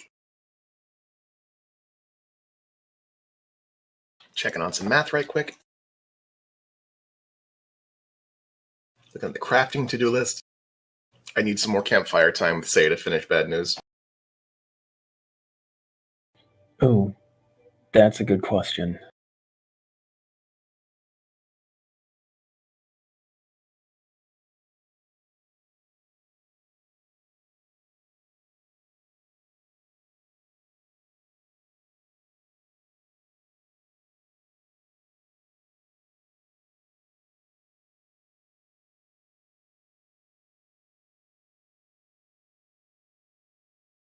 Alistair, would you like your Lantern of Revealing back? Oh yeah, I could take that back, certainly.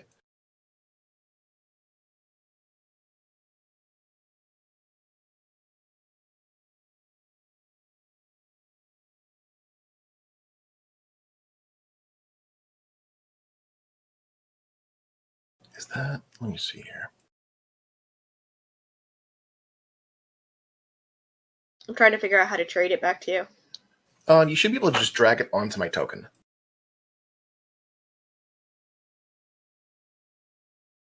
Unless that broke. That could have possibly broken.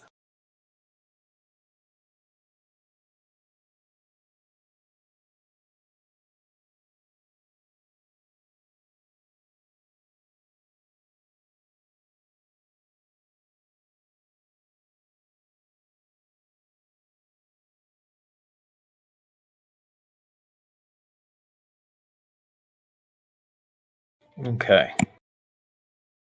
So there's your answer. Oh, there we go. I accept. Very cool. Item trading is back on the menu. Item trading is back on the menu. Very cool.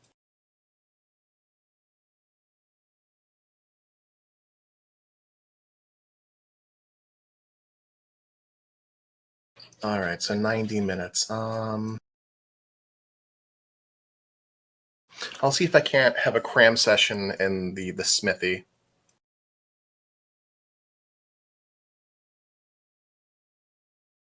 Please remember to eat food, Alistair. We're going to be traveling most of the day. I've got rations. We're good. I'll snap when we go. Thank you. Love you. Bye. He runs off.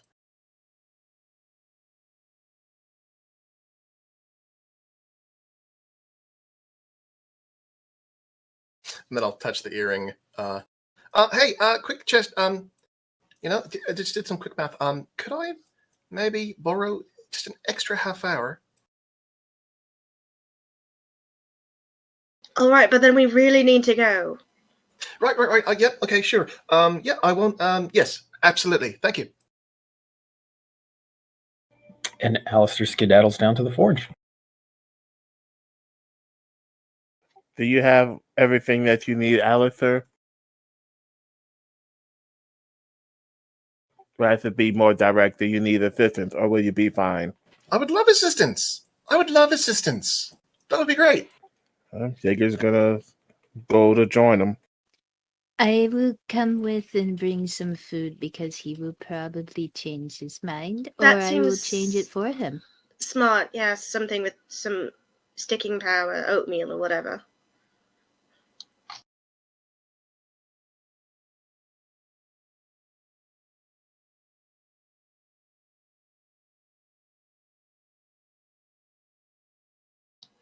I'm gonna put some time into regards, I guess. Okay. Drogon and Ashad head down to speak with the Windrunners and have them pack up camp in preparation to go marching. Elaine makes sure to show Ashad how to use the the pager. So you all now have easy communication with them, both from the pager as well as the Palantir. Telemon kind of limbers up. Drummond sends a message down into town, and before long, several of the crafters who had been kind of like measuring him with strips of cloth and leather the other day bring up kind of a it's not necessarily pretty, but they've stitched together some like leather armor for him. Is this for Telemon? For Telemon. Okay, instead of putting time into regards, I'm going to help with that armor and see if there's any improvements I can make to it.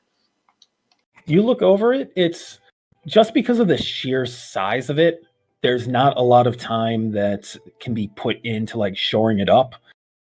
But considering how much time put into it, like it'll work. Considering Telemon was walking around more or less shirtless until he got to the refuge, this is more protection than he had before. Yeah.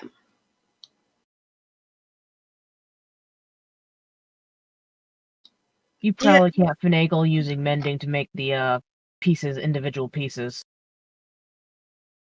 I wouldn't be able to use to increase the viability of the armor. But I'm going to say that his natural AC is going to go up by 2 because of this. How's Marai's armor looking? What has she got? Let's see here. I feel like I didn't add it to her sheet, but she would have gotten some light armor from the Rangers in the place. Can she use studded leather? Yeah, she should be able to. Okay, I have an extra set of studded leather she could have. Oh yeah, she can definitely take studded leather. I will hand her off my extra set of studded leather armor. She will gratefully take it and go about securing it and getting prepped in it like someone who knows exactly how to use it.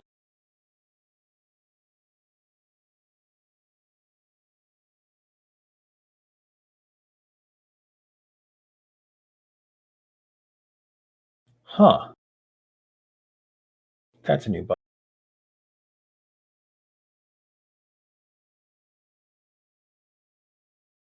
All right, that should let me see what she has in her inventory. Ah, cool. Foundry working as intended, so her armor class goes up to 16. Yes. And let me see. You gave her what kind of sword? Was it a long sword or a short sword? I believe it was a simple short sword. She gave it back, so here, have it.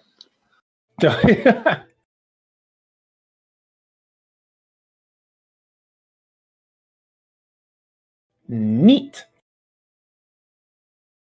All right, she's got short sword and studded leather armor. How do you feel about shields?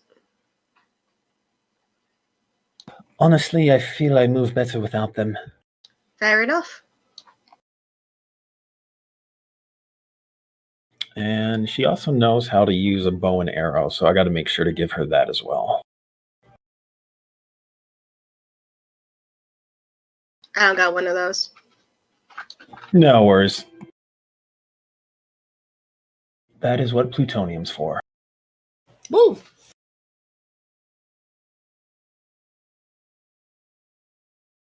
I have an Alaroni cloak you can have.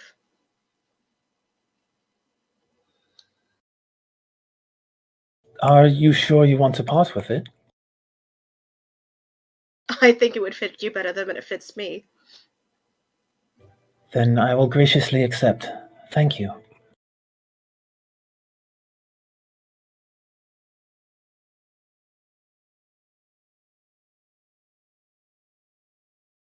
Longbow of certain death. What the hell kind of item is that? Don't worry about it. It's fine. Either exactly what it says on the tin or a big bluff.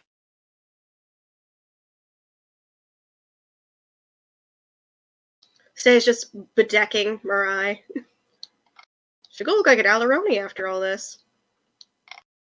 She kind of does. Her hair's a little, well, her hair being black is much darker than any Alarani, but the studded armor, the bow and arrows, the sword, the cloak, it all seems to fit her naturally.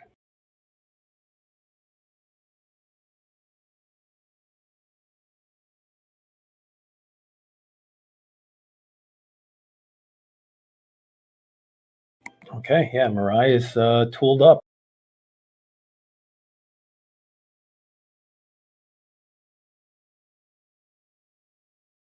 You also see, as all your preparations are being made, that Telemon seems to be concentrating out in the common area outside. After he's got the armor on, he is sweeping his arms around and concentrating, and you actually see mist start to gather around his hands as he swirls it through the air before him, and he clenches his fist, has little puffs of vapor burst out, and kind of nods solemnly to himself as he has slept off and recovered enough for him to start using his own magic again. Cool, because I don't have a sword big enough for him. Neat. Yeah, no, chances are he's just going to find a small tree as you all head down into the valley and use that.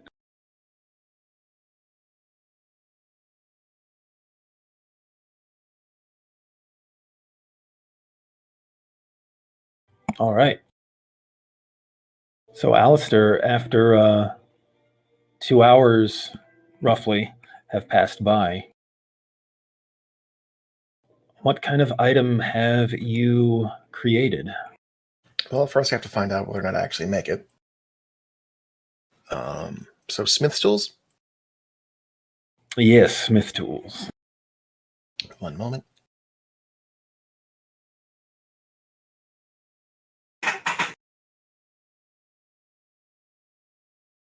Okay, so 14 on die using strength. Advantage, I think I heard. You roll? Advantage. Yep. Cool. With an assistant. You,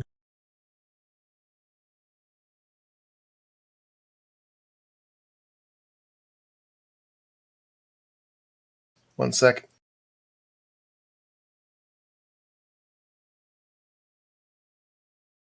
So 27. dear Lord. Well, I'm doping now. Yeah, juice. that's a success. Cool. Just barely. So working with Jaeger, at first it's not immediately evident as Alistair appears to be fabricating these plates that are curved on one end and come to a point almost like a slice of pie. And over the course of 2 hours, after handing half of them off to you and half of them off to himself and beating them down into shape, he forms about 10 of these thin slivers, then begins to affix them together at a single point, connected to a series of springs and tension wires. As this kind of cluster of plates and pieces and machinery comes together, he straps it to his forearm, flicks it out as the mound of metal swiftly spins around to form a buckler on his forearm.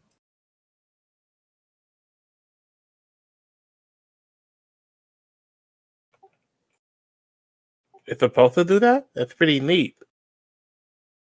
Right, so I thought maybe I could try keeping my hands free and put a little bit of a spin on an old classic, and he flicks his arm again with a swift whoosh, and the plates fall back together, forming almost like this long plank of shield pieces, just loosely collected on his forearm.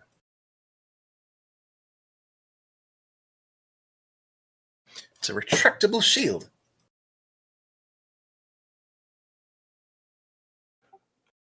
I can't think of the name of the expression, but Jaeger scrunches up his face and nods in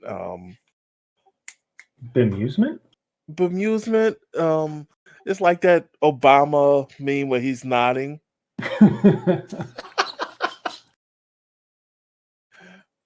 Like pretty, he's very impressed with what has been made. It's not as durable as the previous one. No magic yet. But, for a Mark 1, I think it's a good prototype, and I'm eager to test it out.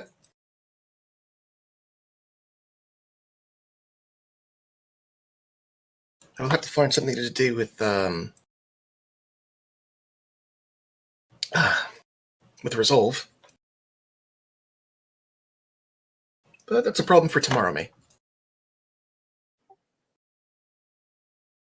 Resolve being your previous field. I'm sure there's someone who can take it. Different tools for different jobs.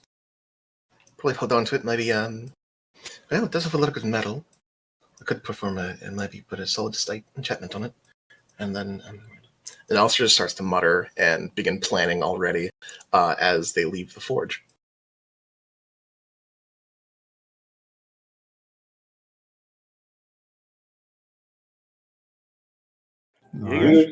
Jaeger's trying to keep up solid state enchantment. 31 gigawatts of magic power. What is this? It's some magic shit. Kanani just smiles and nods. Like, okay, I don't understand anything he's saying, but he's very excited about it. He's a very excitable lad.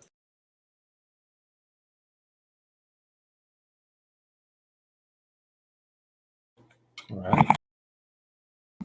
So at the aforementioned time, the Valor Company gathers. A few of your friends here in the refuge have gathered to see you off.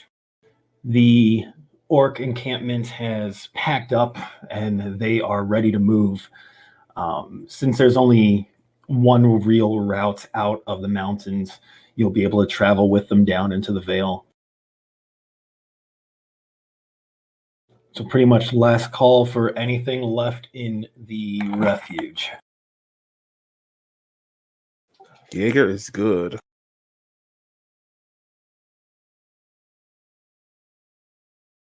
All right, perfect.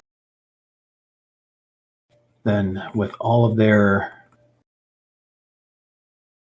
errands and chores completed, a plan in mind, you all begin to march down out of the refuge into the mountains to begin what may be your final assaults on the ruinous powers within Smuggler's Vale. And that is where we're going to pause for the night. Okay. is a good spot to pause.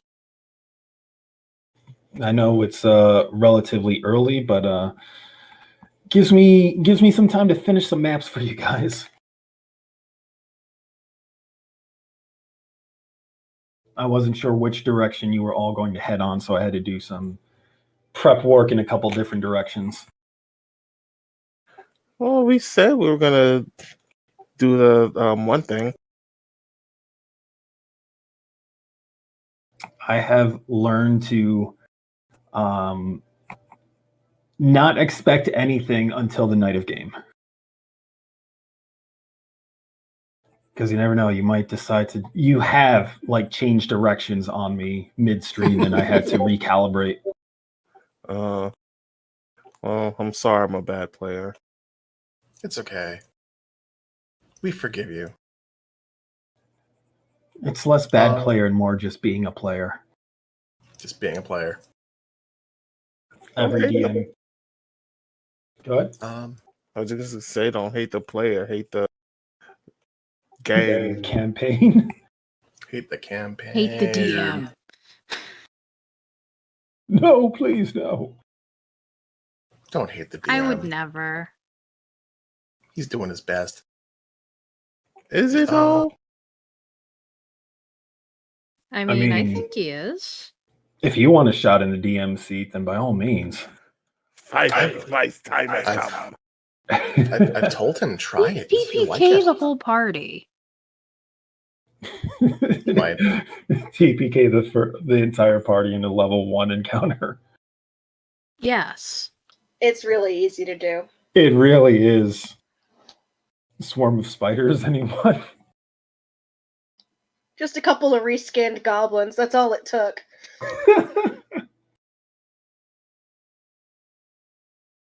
Yeah.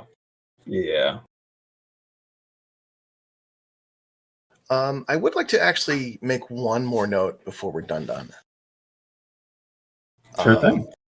As the party's getting ready to leave and they're gathering up, Alistair is going to just kind of like present, I guess.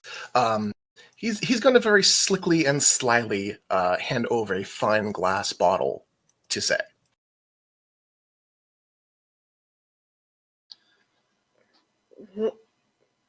Really? Say's taking it. Sure.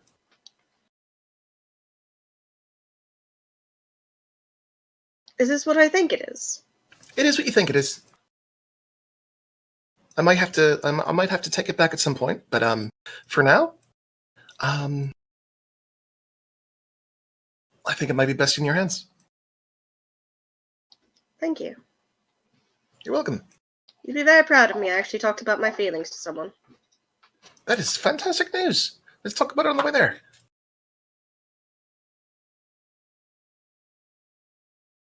Wherever there is.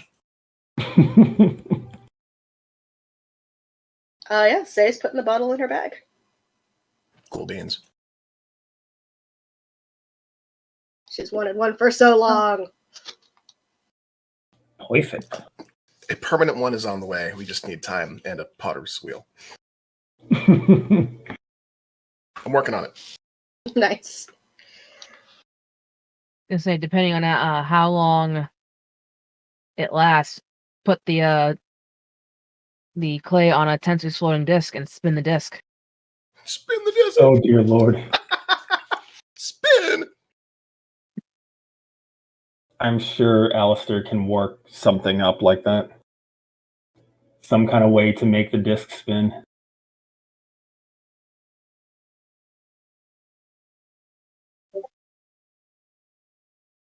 All right. Well, That's an alchemy bottle.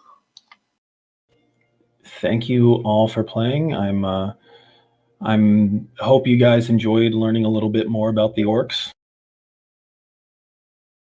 Was Also, I Heck saw yeah. some of those references you put in.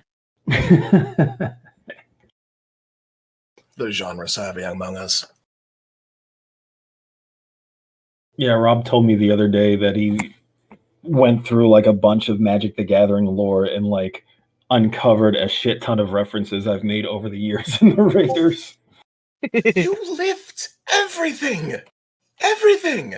I had no idea how far it went. Oh, don't look too close at TTK then. Leave that in the rear view mirror.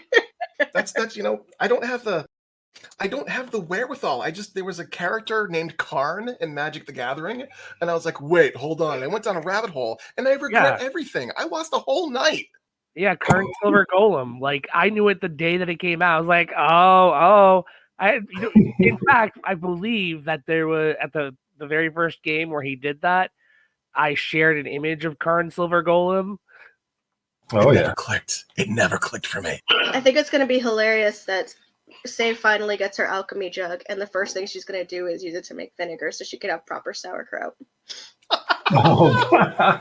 Oh, we got to find some cabbage. Because her Mareki ass is like, yes, proper sauerkraut. You got a spice pouch. You've got vinegar. And I have a Konani who will probably help. It'll be kimchi by the time she's done. Yeah, probably kimchi. That's funny. Hey, Why is my kraut red? Why is your kraut not red? look, it's 2 gallons of vinegars. They could do both. That's so much vinegar. What would you do with that much vinegar? Create just kimchi put and kimchi. sauerkraut, apparently. Make sauerkraut. Salad for a giant. And pickles. Oh, I mean, Alistair understands pickles. I've mentioned before that I whenever I need to pull something for say for background information, I'm like, what did Austrians do? Fair. WWAD. What would Austrians do?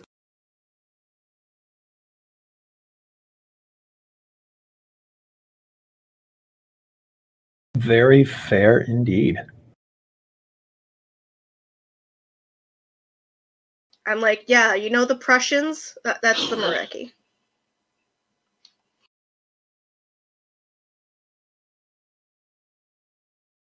And I have seen enough not to disagree. Hell yeah.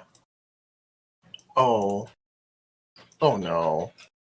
After World War II, they were like, no, we don't need a military force as strong as the Prussians. There's no such thing as Prussia anymore. I was like, yeah, that's the Mareki.